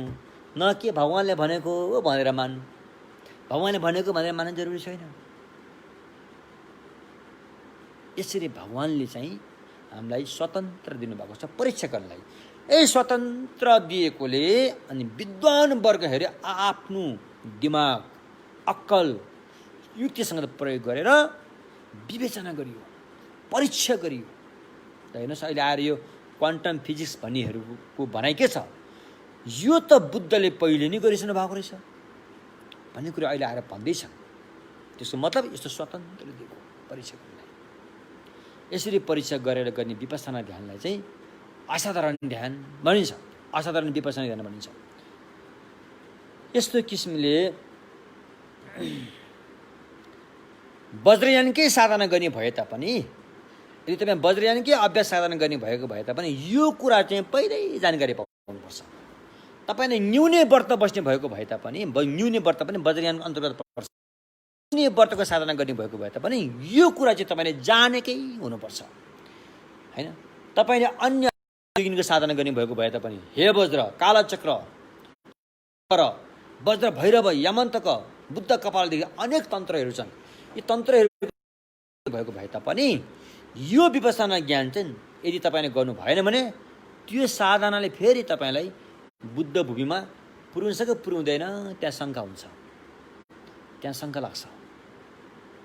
त्यसकारण हामीले गरेको साधना अभ्यासले चाहिँ बुद्ध भूमिमै पुर्याउनको लागि चाहिँ यो अनात्मा भावनाको कुराहरू चाहिँ राम्रोसँग बुझेको हुनुपर्छ। भली भान्ति निष्पक्षसँग, होइन, निर्धक्कसँग पक्का हो भने टुङ्गोमा पुगेको हुनुपर्छ अरे। अनि त्यसपछि गरेको अभ्यास साधनाहरूले चाहिँ त्यसले चाहिँ तपाईँलाई चाहिँ बुद्ध भूमिमा पुगेको छ अरे। बुझ्नुभयो? त्यसकारण त्यही हो, झन् बुझ्यो झन् गइरहेको हुन्छ, झन् बुझ्यो झन् गइरहेको हुन्छ। तपाईँलाई अहिले आफ्नो यस्तो म त धेरै गाह्रो भयो क्या हो, बरु पहिला चुप लाएरै बसिदिए ठिक हुन्छ जस्तो लाग्छ, जस्तो पनि हुनसक्ला। त्यसो होइन, समाधान त त्यो होइन, समाधान त यहाँ छ नि। यत्रो अनादिकालदेखि भोग्दै आएको दुःख कष्ट निकालेर फ्याँक्नु भनेको त यति सजिलो त छैन नि त। यो त अपरेसन हो नि त। हाम्रो दुःखको समस्याको जरैदेखि निकालेर फ्याँक्न लागेको हो नि त। त्यसलाई कहिले पनि नफर्किने गरेर नउम्रिने गरेर फ्याँक्न लागेको हो नि त। यसलाई अलिकति मेहनत त खर्चिनु पऱ्यो नि, अलिकति दिमागले त काम गर्नु पऱ्यो नि, होइन? एक कप चिया पकाउनलाई त कति मेहनत गर्नुपर्छ भने कहिले पनि दुःखमा पतन भएर जानु नपर्ने काम गर्नको लागि त अलिकति मेहनत गर्नुपर्छ, परिश्रम गर्नुपर्छ। बुझ्नुभयो? तसर्थ अनि साधक साधिकाले मोटामोटी कुराहरू भए पनि यो कुराहरू चाहिँ पहिल्यै बुझ्नुपर्छ। अनात्मा भावना, अनात्मा भावना त त्यसले बुझ्छ जसले अनित्य भावना बुझ्छ। भावना बुझ्नेले मात्रै अनात्मा बुझ्न सक्छ। जसले अनित्य बुझ्छ त्यसले मात्रै, जसले अपवित्र भन्ने कुराहरू बुझ्छ त्यसले मात्रै अनित्य बुझ्छ। यस्तो किसिमले भगवान्ले चाहिँ यो एउटा चाहिँ मेडिकल साइन्स जस्तै गरेर यो क्रमबद्ध रूपमा यो पद्धति ल्याउनु भएको हो। मानवको यो अनादिकालदेखि आएको रोगलाई निको पार्नको लागि, यो रोग बाहिरी रोग भन्दा पनि भित्री रोगलाई निको पार्नको लागि अनि भगवान्ले ल्याएको एउटा चाहिँ एउटा भित्री मेडिकल साइन्स हो। यो भित्री मेडिकल साइन्स, भित्री चिकित्सक विद्या हो यो। बुझ्नु भएन? त्यसमध्ये पनि मनको चाहिँ, मन रोगीलाई ठिक पार्ने चाहिँ, जब मन रोगी भएपछि मात्र शरीरमा रोग लाग्ने हो, होइन? यदि मन स्वस्थ छ भने शरीरमा हत्त रोग लाग्दैन, लागिहालेर पनि छिटो निको हुन्छ मन स्वस्थ छ भने। तसर्थ यो मनलाई स्वस्थ पार्ने टेक्निकहरू हो जुन आजभन्दा 2500 वर्ष पहिला शाक्य मुनिले डिस्कभर गर्नुभएको उहाँले। बुझ्नुभयो कि? तसर्थ अनि यस्तो किसिमले अनि सम्यक दृष्टि पनि यही हो। अनात्मा ज्ञानलाई नै यहाँ सम्यक दृष्टि भन्न खोजेको हो। एक किसिमको सम्यक दृष्टि यो हो। अब अर्को किसिमको सम्यक दृष्टि भनेको चाहिँ फललाई स्वीकार्नुपर्छ। फेरि कर्म हेतु फल छोड्यो भने फेरि नास्तिक हुन्छ, फेरि नास्तिक हुन्छ फेरि। त्यस कारण यस्तो अनात्मा भावनाको ज्ञान हुँदा हुँदै पनि कर्म हेतु फल जारी रहन्छ। कर्म हेतुको कार्य कारण फल तरिकाहरू जारी रहन्छ हैन। कर्म हेतु फललाई स्वीकार्नु त्यो पनि सम्यक दृष्टि हो। अनात्मा भावी त यो पनि सम्यक दृष्टि हो। त्यसकारण आर्य अष्टाङ्गिक मार्गमा पहिल्यै सम्यक दृष्टि किन राख्यो भन्दाखेरि मिथ्या दृष्टिलाई लिएर गरेको कामहरू सबै के हुन्छ त शिलव्रत परामर्श जस्तो भएर जान्छ। मिथ्या दृष्टिलाई लिएर गरेको कामहरू सबै धमिलो पारिन्छ। राम्रो काम गरे तापनि त्यो धमिलो बन्छ। त्यसकारण सम्यक दृष्टिले अगाडि सारेर अनि गरेको कामहरू सबै राम्रो भएर जान्छ। त्यसैले चाहिँ हेबज्र राजतन्त्रमा भनेको छ नि, हेबज्र राजतन्त्रले के भनेको सबभन्दा पहिला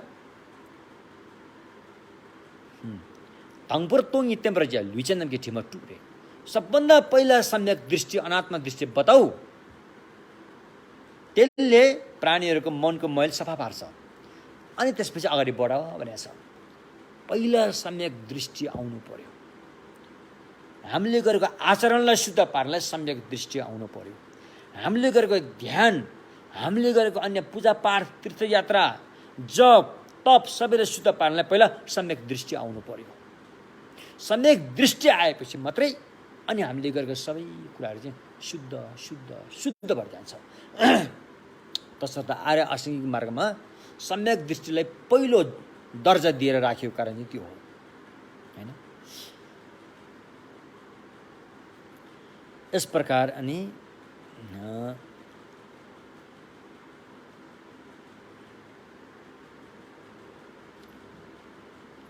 अब हामीले कमसेकम सम्भार मार्गमा चाहिँ यो सती पठानको राम्रोसँग जान्नुपर्छ। सती पठान ध्यानमा हामी राम्रोसँग लाग्नुपर्छ। र मेन अभ्यास चाहिँ सती पठानको रहेछ। त्यो साथसाथमै समर्थ ध्यानमा पनि राम्रो हुनुपर्छ। किन सती पठान ध्यान चाहिँ त्यहाँ मात्रै रहन्छ जहाँ समर्थ राम्रो छ। बुझ्नु भएन? जहाँ समर्थ राम्रो छ समर्थ ध्यान प्राप्त गर्नुपर्छ। त्यो तल भावना मार्गमा आउँछ। अस्ति हामीले अलिकति यो उसमा पनि हामीले भनिसक्यौँ के अरे ध्यान पारमिता पनि अलिअलि फाटफुट गइसकेको छ। अब भावना मार्गमा चाहिँ समर्थ ध्यान स्पष्ट आउँछ। हामीले अलिअलि ध्यान पनि गर्नेछौँ त्यति बेला है। अब हामी यसलाई यतिबाट अगाडि बढौँ। यस्तो किसिमले तीन किसिमका सम्भार मार्गमध्ये पहिलो खुड्किलोको सम्भार मार्गमा 4 स्मृति प्रस्थानको ध्यान गरिन्छ। सामान्य ध्यान पनि गरिन्छ विपස්සना, असामान्य विपස්සना पनि गरिन्छ। सामान्य विपස්සना ध्यानबाट शरीरलाई हामीले अपवित्र रूपमा हेरिन्छ, वेदनालाई अनित्यको रूपमा हेरिन्छ, चित्तलाई के अरे वेदनालाई दुःखको रूपमा, चित्तलाई अनात्मको चित्तलाई अनित्यको रूपमा र ती बाहेक अन्य विषयहरूलाई चाहिँ अनात्मको रूपमा हेरिन्छ। असामान्य विपස්සना ध्यान गरेर ती 4वटा चाहिँ अनुत्पन्न धर्म नैरात्मा छन् भनेर पनि हेरिन्छ। यस्तो किसिमले बोधिसत्वको सम्भार मार्गको पहिलो खुड्किलोमा अरू ध्यानहरू पनि छन्, त मूल ध्यान चाहिँ यसलाई जोड दिएको हुन्छ अरे। त्यसपछि गएर दोस्रो खुड्किलो मध्यम स्तरको सम्भार मार्गमा चाहिँ अब यसको पास चाहिँ पहिलो खुड्किलोमा भइसक्यो हुनुपर्छ।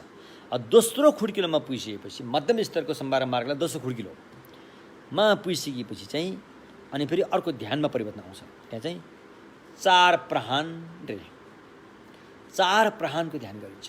याङ धप्र पौवसी यो चाहिँ विशेष गरेर वीर्य पारमितासँग सम्बन्ध राख्छ।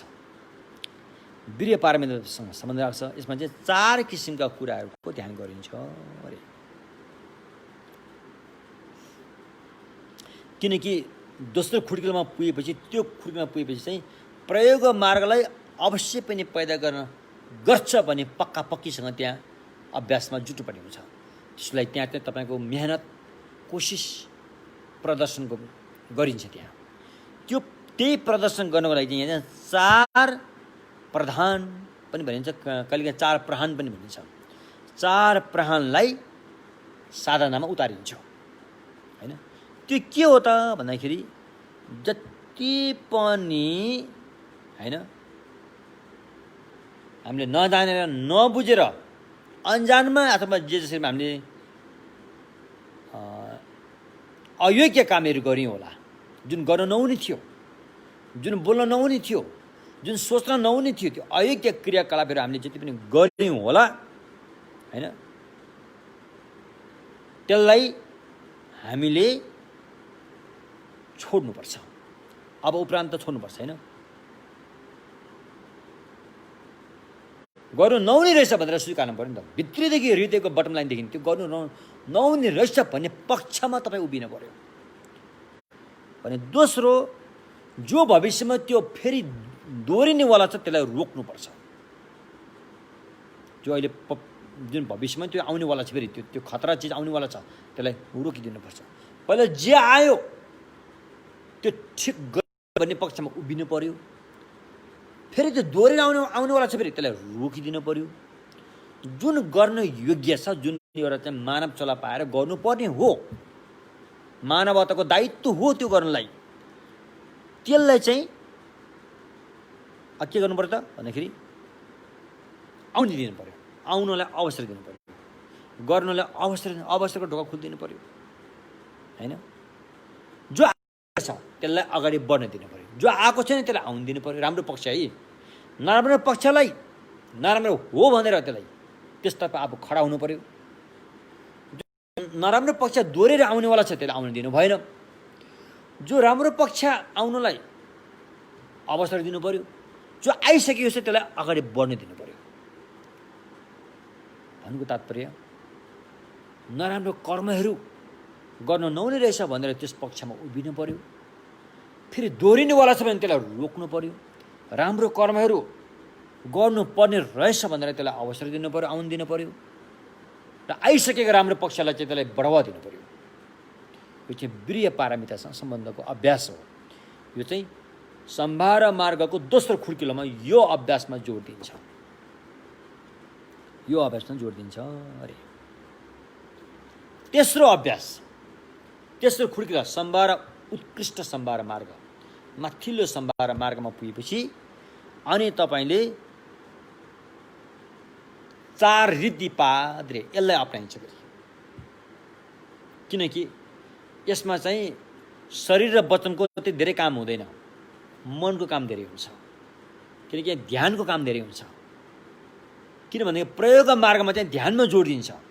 प्रयोग मार्गमा पुग्नु भनेको ध्यानमा पुग्नु हो। त्यसकारण त्यो ध्यानबाटै सबै समाधान गर्ने किसिमले गइरहेको भएकोले यो प्रयोग मार्गलाई त्यसले पैदा गर्छ जुन माथिल्लो सम्भार मार्ग छ।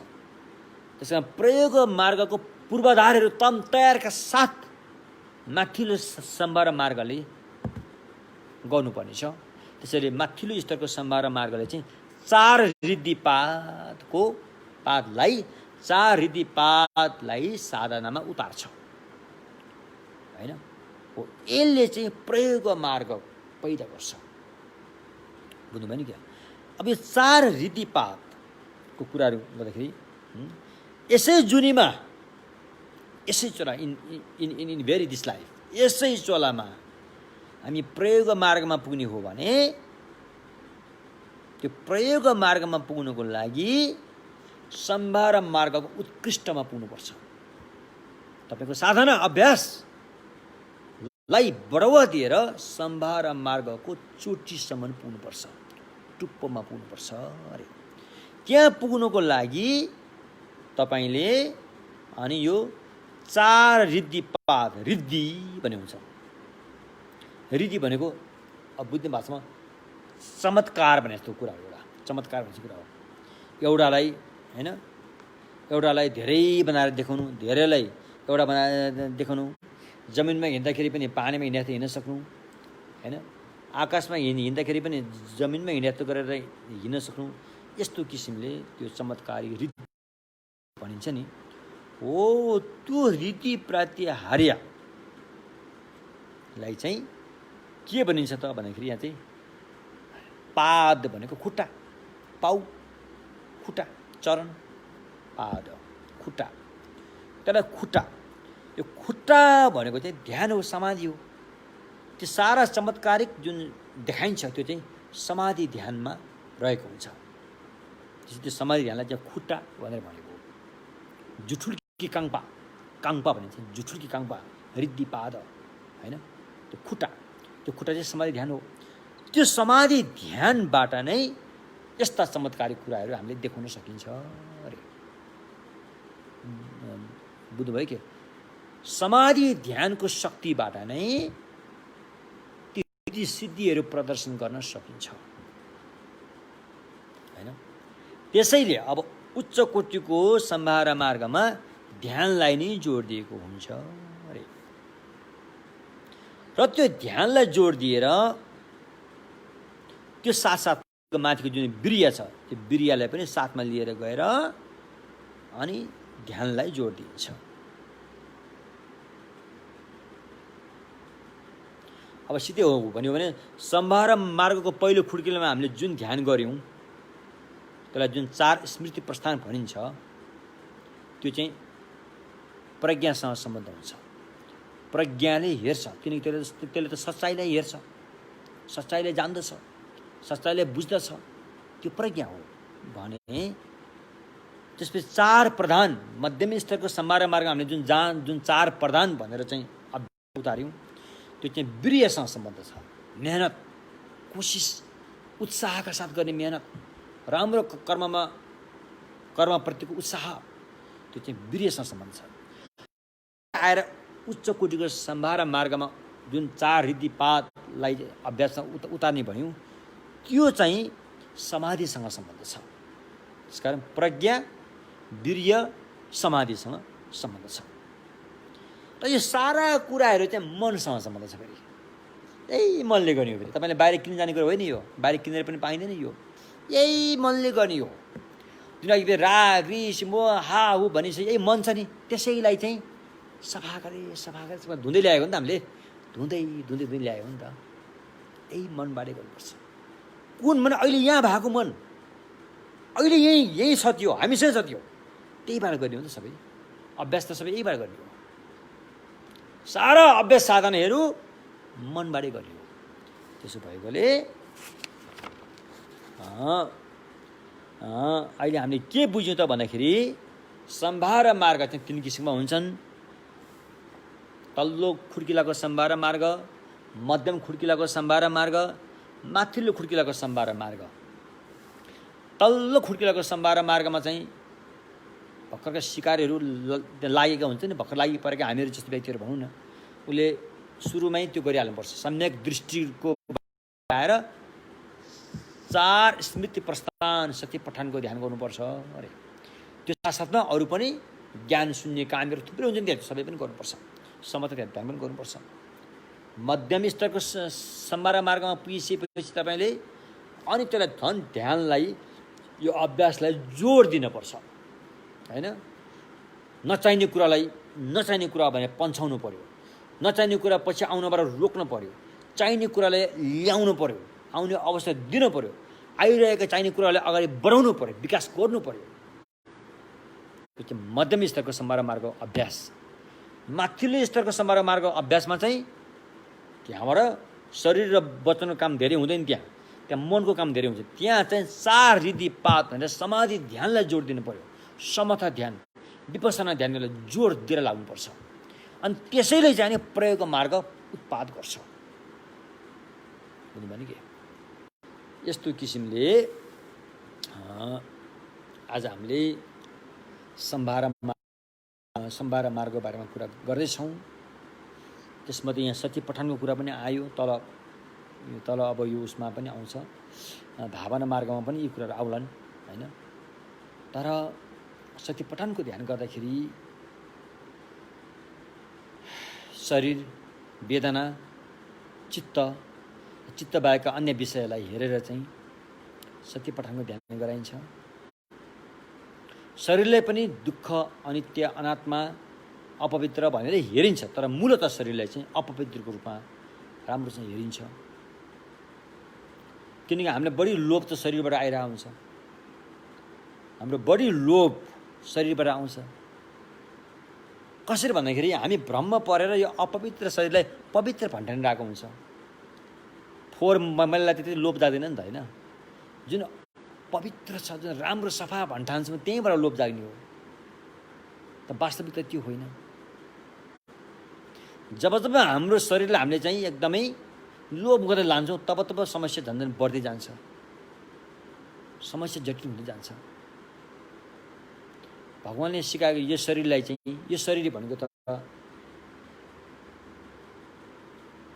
नदी तर्ने डुङ्गा जस्तै हो रे। यसलाई समयमै सदुपयोग गर्न सक्यो भने योबाट फाइदा, समयमा सदुपयोग गर्न सकेन भने यो शरीरबाट केही फाइदा छैन, मात्र हानि मात्रै छ। त्यसकारण समयको सदुपयोग गर्नलाई यो शरीरलाई चाहिँ भगवानले चाहिँ भव संसारको समुद्र तर्ने डुङ्गा जस्तो हो, यसलाई समयमै तिमीले सदुपयोग गरेर नदी पार गरिहाल है भन्नुभएको छ। यो शरीर क्या पवित्र, क्या राम्रो भनेर यसलाई चाहिँ अर्कै हिसाब किताबमा लयो भनेदेखि तपाईँलाई काट्ने खुकुरी आफूले उड्याए जस्तो हुन्छ। त्यसरी यो शरीर एउटा दास बनाएर, एउटा स्लेभ बनाएर यसलाई काममा लगाइरहनुपर्छ। यसलाई ठिकसँग खान दिने, ठिकसँग सुत्न दिने, ठिकसँग लाउन दिने, तर यसलाई काममा चाहिँ लगाइरहनुपर्छ। यो कुरा बुझ्नको लागि शरीरप्रतिको आसक्ति, माया मोह छुटाउनुपर्छ। शरीरप्रतिको आसक्ति, माया मोह तब आउँछ जब तपाईँले शरीरलाई सफा छ भनेर हेर्नुहुन्छ, अनि मात्रै आउने हो।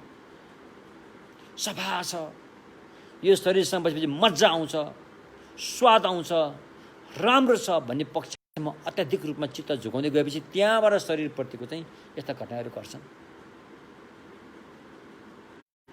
अनि त्यसले चाहिँ हामीलाई सच्चाइबाट दूर गरिदिन्छ। तर भगवानले शरीरलाई अपवित्र छ भनेर भन्नुभयो। सानो उदाहरण जस्तै एउटा चाहिँ हाम्रो शरीरको रसिलोपनलाई हेरौँ। शरीरको पिसाब, पसिना, रगत, पिप, सिँगान, खकार, थुक, ल हेर्नुहोस् त, त्यहाँ कुनै ठाउँमा पवित्र भनेर स्वीकार्ने योग्य छ त त्यो?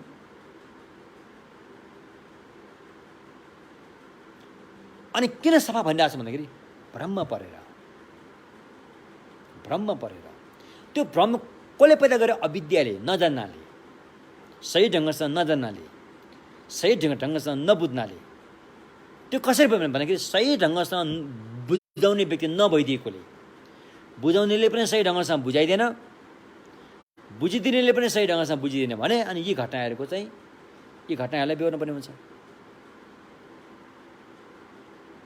त्यसरी बुझाउने व्यक्ति अहिले हाम्रो पालामा आउनु भएको भगवान बुद्ध, उहाँले सही ढङ्गसँग सच्चाइलाई बुझाइदिनु भएको छ। दिमाग भएको व्यक्तिले पनि बुझेका छन्, बुझेका हुन्छन्। अनि शरीर चाहिँ अपवित्र रहेछ। जब शरीर अपवित्र भन्ने थाहा पाएपछि उसले यो जान्दछ यो शरीर चाहिँ अनित्य रहेछ, यो क्षणिक रहेछ, यो बदलिने स्वभावको रहेछ अनि बुझ्छ। जब यो शरीर अपवित्र छ, जब यो शरीर क्षणिक छ भने यस्तो चिजलाई एउटै हो भनेर मै हो भनेर चाहिँ समाएर बस्नु पनि राम्रो होइन रहेछ। बुझ्नुभयो नि? त्यसरी बुझिसकेपछि अनि हामी सच्चाइमा पुग्छौँ। एवं प्रकारले सत्य पठनको ध्यान गर्दाखेरि पहिला शरीरलाई हेरिन्छ, अनि वेदना अरे, अनि फेरि वेदनालाई हेरिन्छ। संवेदनाहरू, सुख संवेदना, दुःख संवेदना, न सुख न दुःख संवेदना। दुःख संवेदना कहाँबाट कहाँसम्म छन् भने दुःख संवेदना पनि सबभन्दा बढी दुःख संवेदना त दुर्गतिमा छ अरे, नर्क पशुमा चाहिँ अत्याधिक दुःख संवेदना छ। सुख संवेदना कहाँसम्म छ? मान्छेको चोलादेखि लिएर गएर होइन रूप धातु तेस्रो ध्यान भूमिसम्म सुख संवेदना छ अरे। न सुख न दुःख संवेदना कहाँसम्म छ? चतुर्थ ब्रह्मलोकको ध्यान भूमिदेखि लिएर गएर अरूप धातु नाभ नैवसँग यातनासम्म चाहिँ उपेक्षा संवेदना, उपेक्षा पनि न सुख न दुःख संवेदना पनि भयो, त्यहाँसम्म छ अरे। तर सारा संवेदनाहरू चाहिँ विपස්සना ध्यानले दुःख नै हो भनेर हेर्छ। किन दुःख भने त्यो अनित्य छ, त्यो क्षण क्षणमा बदलिरहने स्वभावको छ। जुन चिज बदलिरहन्छ त्यहाँ सन्चो हुँदैन अरे। बुझ्नु भने के? जुन चिज बदलिरहन्छ त्यहाँ दिगो अलिअलि सन्चो भए त कहिले काहीँ हुन्छ, तर दिगो सन्चो हुँदैन अरे। दिगो सन्चो हुँदैन। जो चिज बदलिने स्वभावको छ त्यो दिगो सन्चो हुँदैन अरे एक किसिमले है त। त्यसरी बुझ्दाखेरि अनि यसरी विपसना ध्यानले चाहिँ त्यसलाई चाहिँ सिधै हेर्छ, जस्ताको तस्तै हेर्छ, नजिक गएर हेर्छ, दोहोऱ्याइकन हेर्छ। हेर्दा हेर्दा हेर्दा मनमा अनुभूति जाग्छ, मनमा अनुभव जाग्छ अनि भगवान बुद्धप्रति विश्वास हुन्छ, पक्का श्रद्धा इन्द्रिय जाग्छ अनि बुद्धम शरणं गच्छामि, उहाँले देखाएको बाटो सही हो भन्ने कुरा पक्का श्रद्धा विश्वास जाग्छ अनि धम्मं शरणं गच्छामि। यस्तो मलाई यो साधना गर्ने व्यक्तिहरूले यस्तो अनुभूति जागिरहेको छ अनि सङ्गम शरणं गच्छामि भयो। यस्तो किसिमले सच्चाइको नजिक पुग्ने कुराहरू हो, सच्चाइलाई दर्शन पाउने कुरा हो। हो यसरी सम्भार मार्गमा यस्तो हुन्छ। अब हामी यस सम्भार मार्गलाई अलिकति अगाडि बढ्यो, किनभने यो बुझ्न जरुरी छ कि किनभने अहिले हामी सायद यदि हामीमा बुद्धिचित्त उत्पाद भएको हो भने हामी सम्भार मार्गमा आइसकेको, सक्कली बुद्धिचित्त आएको हो भने है फेरि नक्कली किसिमले आएको हो भने त फेरि हामी भन्न सक्दैनौँ। त सक्कली बुद्धिचित्त उत्पाद छ भने भएको छ भने हामी अहिले कहाँ छौँ त? 5 मार्गमध्ये सम्भार मार्गको घेराभित्र हामी आइपुगेका छौँ। अब हामी सचेत भएर रहनुपर्छ, सचेत भएर साधन गर्नुपर्छ, कम्बर कसेर साधन गर्नुपर्छ। जस्तो सुकै परिस्थिति आओस् हामी चिप्लिनेवाला छैनौँ, चिप्लिनेपनबाट बस्नुपर्छ। यसलाई कल्याण मित्र गुरुहरूको चाहिँ प्रवचन सुनेर हुन्छ कि सत्सङ्गत गरेर हुन्छ कि कसरी हुन्छ, हरेक उपाय अपनाएर चिप्लिनु हुँदैन, अभ्यासमा चिप्लिनु हुँदैन, योगीहरूले, साधक साधिकाहरूले। अब यसपछि अब त्यो सम्भार मार्गको बारेमा अलिकति विस्तृत रूपमा बुझ्ने कोसिस गरौँ है। अब प्रज्ञालाई त विकास गर्नु पऱ्यो, अलिक राम्रोसँग बुझ्नु पऱ्यो।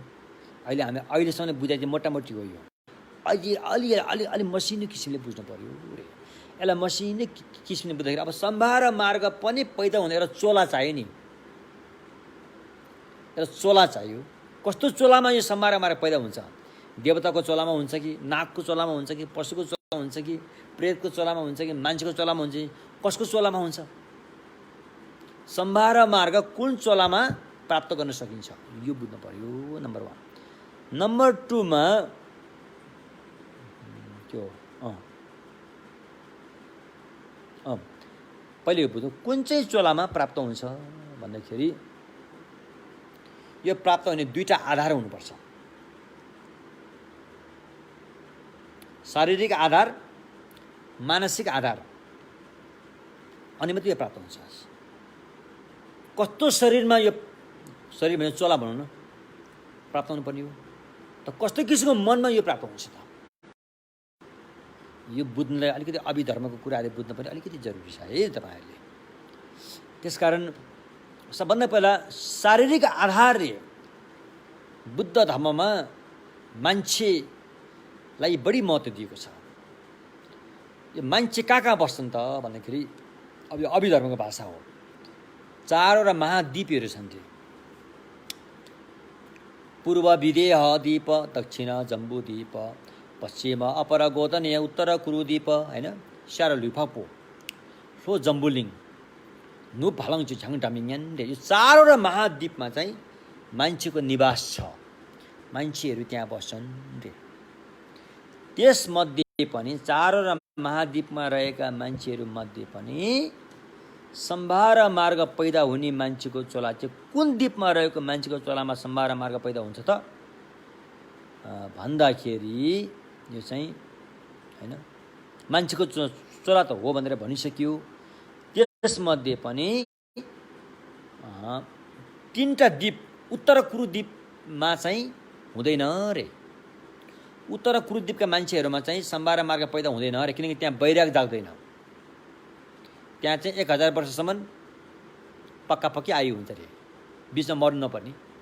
त्यो भएकोले उनीहरूमा चाहिँ वैराग जाग्दैन रे। र बाँकी पूर्व विदेह, पश्चिम अपर गोदनी र दक्षिण जम्बूद्वीपमा रहेका मान्छेको चोलामा सम्भार मार्ग उत्पन्न हुन सक्छ रे। त्यसमध्ये पनि सबभन्दा सजिलो चाहिँ जम्बूद्वीपका मान्छेहरूमा चाहिँ, जम्बूद्वीप भने अहिले हामीहरू भयो, जो जम्बूद्वीपमा जन्मे। यो चोलामा चाहिँ सम्भार मार्ग पैदा हुन सजिलो छ अरे हैन। जम्बूद्वीपमै भए तापनि, जम्बूद्वीपमै जन्मेका मान्छे भए तापनि नपुंसकहरू मार्ग पैदा हुन गाह्रो छ। कि त पुरुषै हुनु पर्यो, पुरुष लिङ्ग पुरा भएको, स्त्री लिङ्ग पुरा भएकोमा नै सम्भार हुन्छ। त्यो चोलामा नै नपुंसकहरूमा गाह्रो हुन्छ अरे। नपुंसकहरूमा किन गाह्रो? किनकि उहाँहरूमा लाज शरम अलिक कम हुन्छ। त्यसकारण जम्बूद्वीपका त्यसमध्ये पनि पुरुष या महिला, पुरुष या स्त्रीको चोलामा नै सम्भार मार्ग उत्पत्ति हुनेछ अरे। अब चाहिँ सजिलो हिसाबले भनेको हो, अलिक गाह्रो हिसाबले त अरूहरूमा पनि हुन सम्भावना रहन्छ। केही देवताहरूमा पनि सम्भार मार्ग उत्पत्ति भएको भन्ने कुराहरू सुनिन्छ, केही पशुहरूमा पनि छ भनेर यता कता सुनिन्छ। तर सजिलो चाहिँ जम्बूद्वीपको मान्छे, त्यो पनि पुरुष वा नारीको इन्द्रिय पुरा भएकोमा चाहिँ सम्भार मार्ग पैदा हुन सजिलो छ अरे। बुझ्नुभयो? यो थियो चोला। कुन चोला भन्ने? अब कस्तो खालको मनमा सम्भार मार्ग रहन्छ त? सम्भार मार्ग त मनमा रहनु पर्यो। त्यो चोलामा रहेको मन, विभिन्न किसिमका मनहरू छ नि, सबै मनमा सम्भार मार्ग टिक्दैन। सम्भार मार्ग टिक्नलाई कस्तो मन चाहियो त अरे? हो, त्यो मन पनि चाहिन्छ फेरि। अब त्यो मनको कुरा बुझ्नको लागि चाहिँ हामीले अलिकति यो अभिधर्ममा बताएको चित्त चैतसिकको कुराहरू पनि अलिकति बुझ्नुपर्छ है, नत्र यो बुझ्दैन फेरि। कस्तो खालको मनले सम्भार मार्गलाई थाम्न सक्छ त, टिकाउन सक्छ? हो, त्यो मनको बारेमा अहिले हामी यहाँ कुरा गर्दैछौँ। अब यसरी कुरा गर्दाखेरि यो संसारमा एक हिसाबले गर्दाखेरि संसारलाई 9 भूमिमा बाँडिएको छ। यो भव संसारलाई भूमिमा बाँडिएको छ। यो अभिधर्मको हिसाब हो है। फेरि यो भूमि चाहिँ बोधिसत्व भूमि कुरा होइन, यो 9 भूमिमा बाँडिएको छ। पहिले यति बुझ्नुहोस्, 9 भूमिमा बाँडिएको छ होइन। त्यो 9 भूमिमा चाहिँ 9 किसिमका चित्त मनहरू हुन्छन्। त्यसमध्ये कुन चाहिँ मनले सम्भार मार्गलाई थाम्न सक्छ त भन्ने कुरा आयो होइन। जस्तो कि अहिले हामीले मैत्री अभ्यास गर्छौँ, करुणाको भावना ध्यान गर्छौँ। यो मैत्री करुणा पनि एउटा चाहिँ मनमा टिकेको हुनुपर्छ होइन।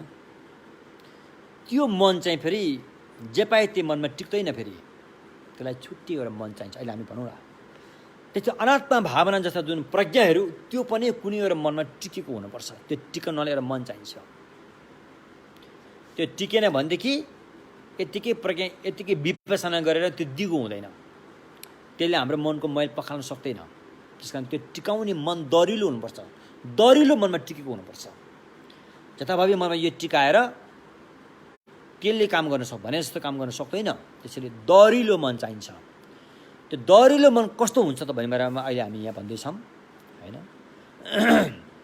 र त्यो दरिलो मनलाई नै यहाँ समाधि भन्ने नाम दिएको छ।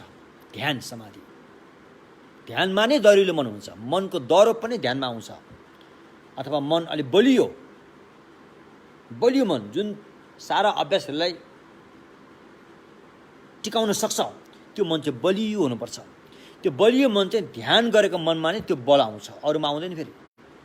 त्यसकारण यो भव संसारमा अनि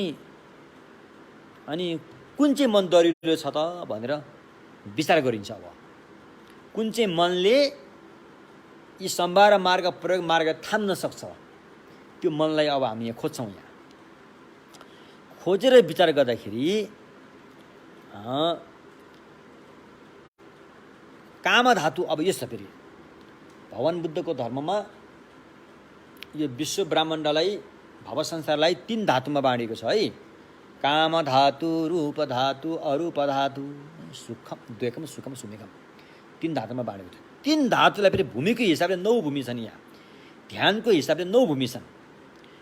काम धातुलाई एक भूमि भनेर मानियो। काम धातुलाई एक भूमि रे, रूप धातुलाई 4 भूमि रे, अरूप धातुलाई 4 भूमि रे गरेर 9 भूमि भयो। काम धातुलाई रूप धातु भने ब्रह्मलोक, त्यसलाई 4 वटा क्लासमा राखियो। अरूप धातु भने अरूप धातु भएर त्यो फेरि 4 वटा भूमिमा राखियो गरेर जम्मा 9 वटा भूमि छन्। 9 वटा भूमिमध्ये कुन चाहिँ भूमिले चाहिँ यो सम्भार मार्गलाई थाम्न सक्छ त? कुन चाहिँ भूमिमा रहेको चित्तले, मनले यो सम्भार मार्गलाई थाम्न सक्छ भन्ने बारेमा अहिले हामी यहाँ हेर्दैछौँ। त्यो त्यो त्यो चित्त खोज्दैछौँ, अहिले हामी त्यो खोज्दैछौँ। अब काम धातुमा जुन चित्त काम धातु गोत्रमै छ, काम धातुमै रहेको चित्तमा एकाग्रत हुन्छ त समथ हुँदैन, पक्का असली समथ हुँदैन। असली समथ ध्यान काम धातुमा हुँदैन। चित्त एकाग्रत हुन्छ, काम एकाग्रत चित्त भन्ने हुन्छ, त्यो त हुन्छ फेरि, तर त्यसलाई असली समथ भनिँदैन। असली समथ ध्यान चाहिँ काम धातुमा हुँदैन, हैन? तर असली समथ ध्यान चाहिँ कहाँबाट सुरु हुन्छ त भन्दाखेरि रूप धातुबाट मात्रै सुरु हुन्छ, धातुबाट मात्रै सुरु हुन्छ।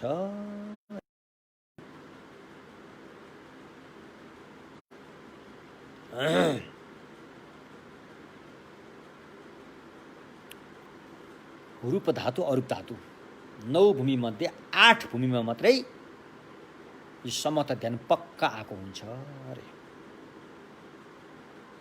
बुझ्नुभयो? भलै हाम्रो शरीर काम धातुमा भए तापनि हामीले ध्यान गरेर चित्त गोत्र परिवर्तन गरेर रूप धातुमा पुग्नुपर्ने हुन्छ, अनि मात्रै त्यसले चाहिँ यस्ता साधनाहरू थाम्न सक्छ अरे। हो, त्यो रूप धातु र अरूप धातुमा जहाँ 8 वटा भूमि छन्, 8 वटा भूमिमा पुग्ने फेरि ध्यानहरू पनि 16 किसिमका हुन्छन्। 8 वटा भूमिमा पुग्ने ध्यान 16 किसिमका हुन्छन्। 8 वटा तयार हुनुपर्ने ध्यान र 8 वटा चाहिँ फल प्राप्त गर्नुपर्ने ध्यान। 8 वटा ध्यानले त्यहाँ पुर्याउनलाई घचेट छ, 8 वटा ध्यान त्यहाँ स्वयं पुगेपछि प्राप्त हुन्छ गरेर 16 वटा ध्यान भयो।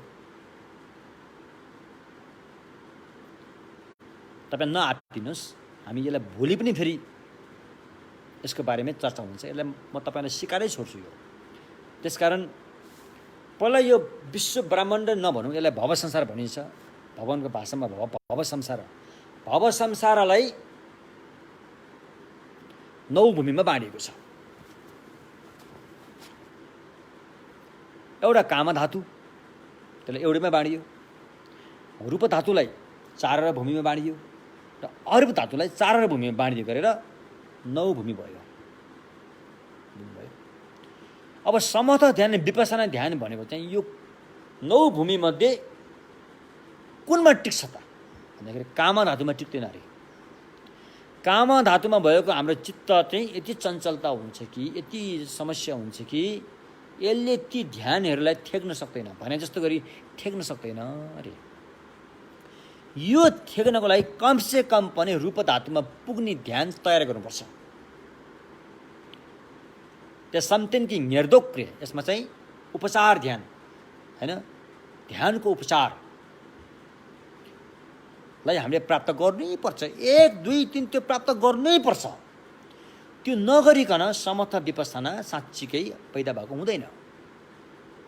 साँच्चीकै समथ चाहिँ त्यहाँबाट सुरु हुन्छ जब तपाईँले उपचार ध्यान प्राप्त गर्नुभयो, हैन? उपचार ध्यान प्राप्त गरेपछि मात्रै त्यहाँ समथ आयो। अब बाँकी सारा साधनाहरू चाहिँ त्यसले थाम्न सक्नुपर्छ, त्यहाँबाट सुरु हुन्छ थाम्ने कुरा चाहिँ। यो काम धातुमा रहेको चित्तले त्यो थ्याक्न सक्दैन हैन। जसरी सम्मासन भगवान बुद्ध हुँदाखेरि उहाँको आसन बुद्ध गएको वज्र आसनले बाहेक कुनै पनि पृथ्वीको भागले थ्याक्न सक्दैन। त्यति पावर शक्ति आउँछ त्यहाँ।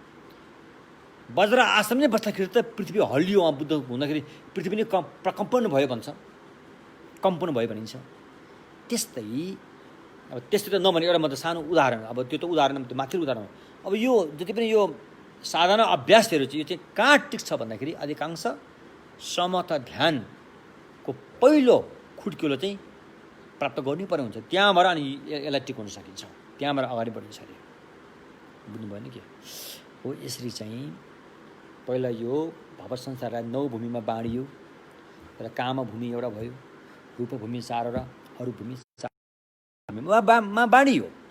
यति भइसकेपछि हैन, यति भइसकेपछि अब काम भूमिलाई छोडिदिउँ। अब रूप भूमि 4 वटा, अरू भूमि 4 गरेर 8 भूमि भयो। त्यो 8 भूमिमा पुर्याउने र त्यहाँ पुगिने ध्यान गरेर 8 दुना 16 वटा हुन्छ। पुर्याउने ध्यानलाई चाहिँ उपचार ध्यान बन्यो। पुगिसक्यो अवस्थालाई अनि के भन्यो? अर्पण ध्यान, ध्यानको मौलिकता भयो। त्यो पनि 8 छन्।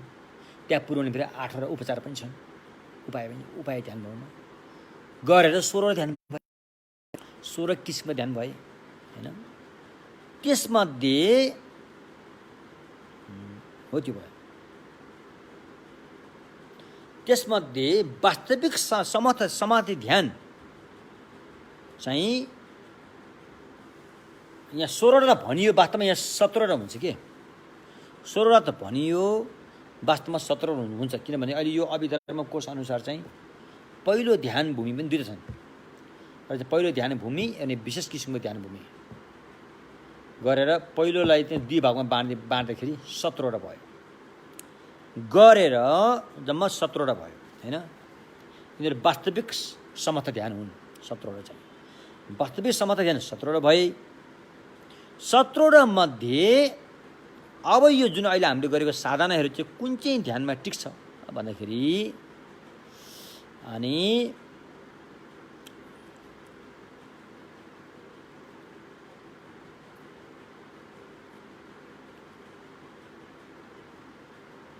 हैन, द्वितीय, तृतीय, चतुर्थ ध्यान भूमि त्यो भयो। अनि द्वितीय, चतुर्थ ध्यान पहिलो ध्यानलाई छोडेर द्वितीय, तृतीय, चतुर्थ हैन। यहाँ के भनेको छ भने सम्तेन छिमा सि निर्दोक सुम्रे द्वितीय, तृतीय, चतुर्थ ध्यानमा पुर्याउने उपचार ध्यान, 3टा उपचार ध्यान। अनि धातुमा पुर्याउने 4 उपचार ध्यान गरेपछि 7 भयो।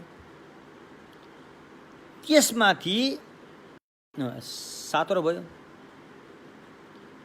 अनि पहिलो ध्यानमा पुर्याउने उपचार ध्यान गरेर 8। यी 8 ध्यानले चाहिँ यी साधना अभ्यासहरू चाहिँ थाम्नेछन् रे। म तपाईँलाई भोलि एउटा नक्सा देखाएरै म बताउँछु हैन। आज त यति नै भनौँ, अलि धेरै नभनौँ, आज यति नै गरौँ। भोलि म तपाईँलाई एउटा नक्सा देखाएरै काम धातु, काम भूमि कहाँसम्म छ, रूप भूमि कहाँसम्म छ, अरू भूमि कहाँसम्म छ, म तपाईँलाई नक्सा देखाएर नै भोलि म तपाईँलाई स्पष्ट पार्छु, बताउँछु है त। आज हामीले मात्र यति बुझ्यौँ कि सम्भार मार्ग भने के हो।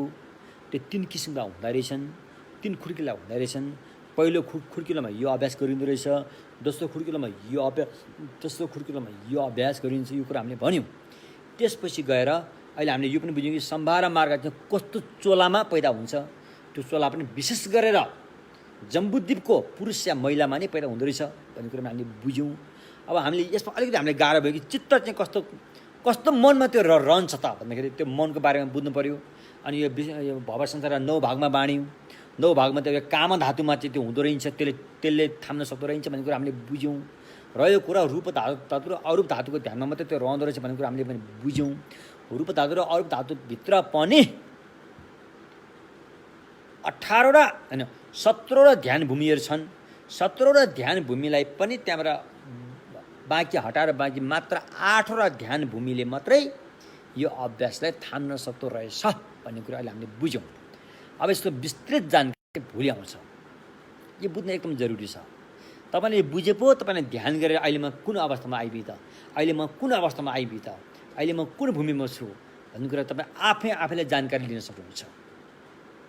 बुझ्नुभयो नि के? हस्त यति भन्दै आजको प्रवचन यहीँ टुङ्ग्यौँ। सारा पुण्यले सम्पूर्ण प्राणीको हित र संरक्षण बुझिकन प्राप्त गर्न सकोस् र विशेष गरेर मानव चोलामा भइपरिरहेको यस विषम परिस्थिति महामारी रोगबाट शीघ्र स्वस्थ लाभ भएर जाओस् भनेर पुण्य परिणाम गरौँ।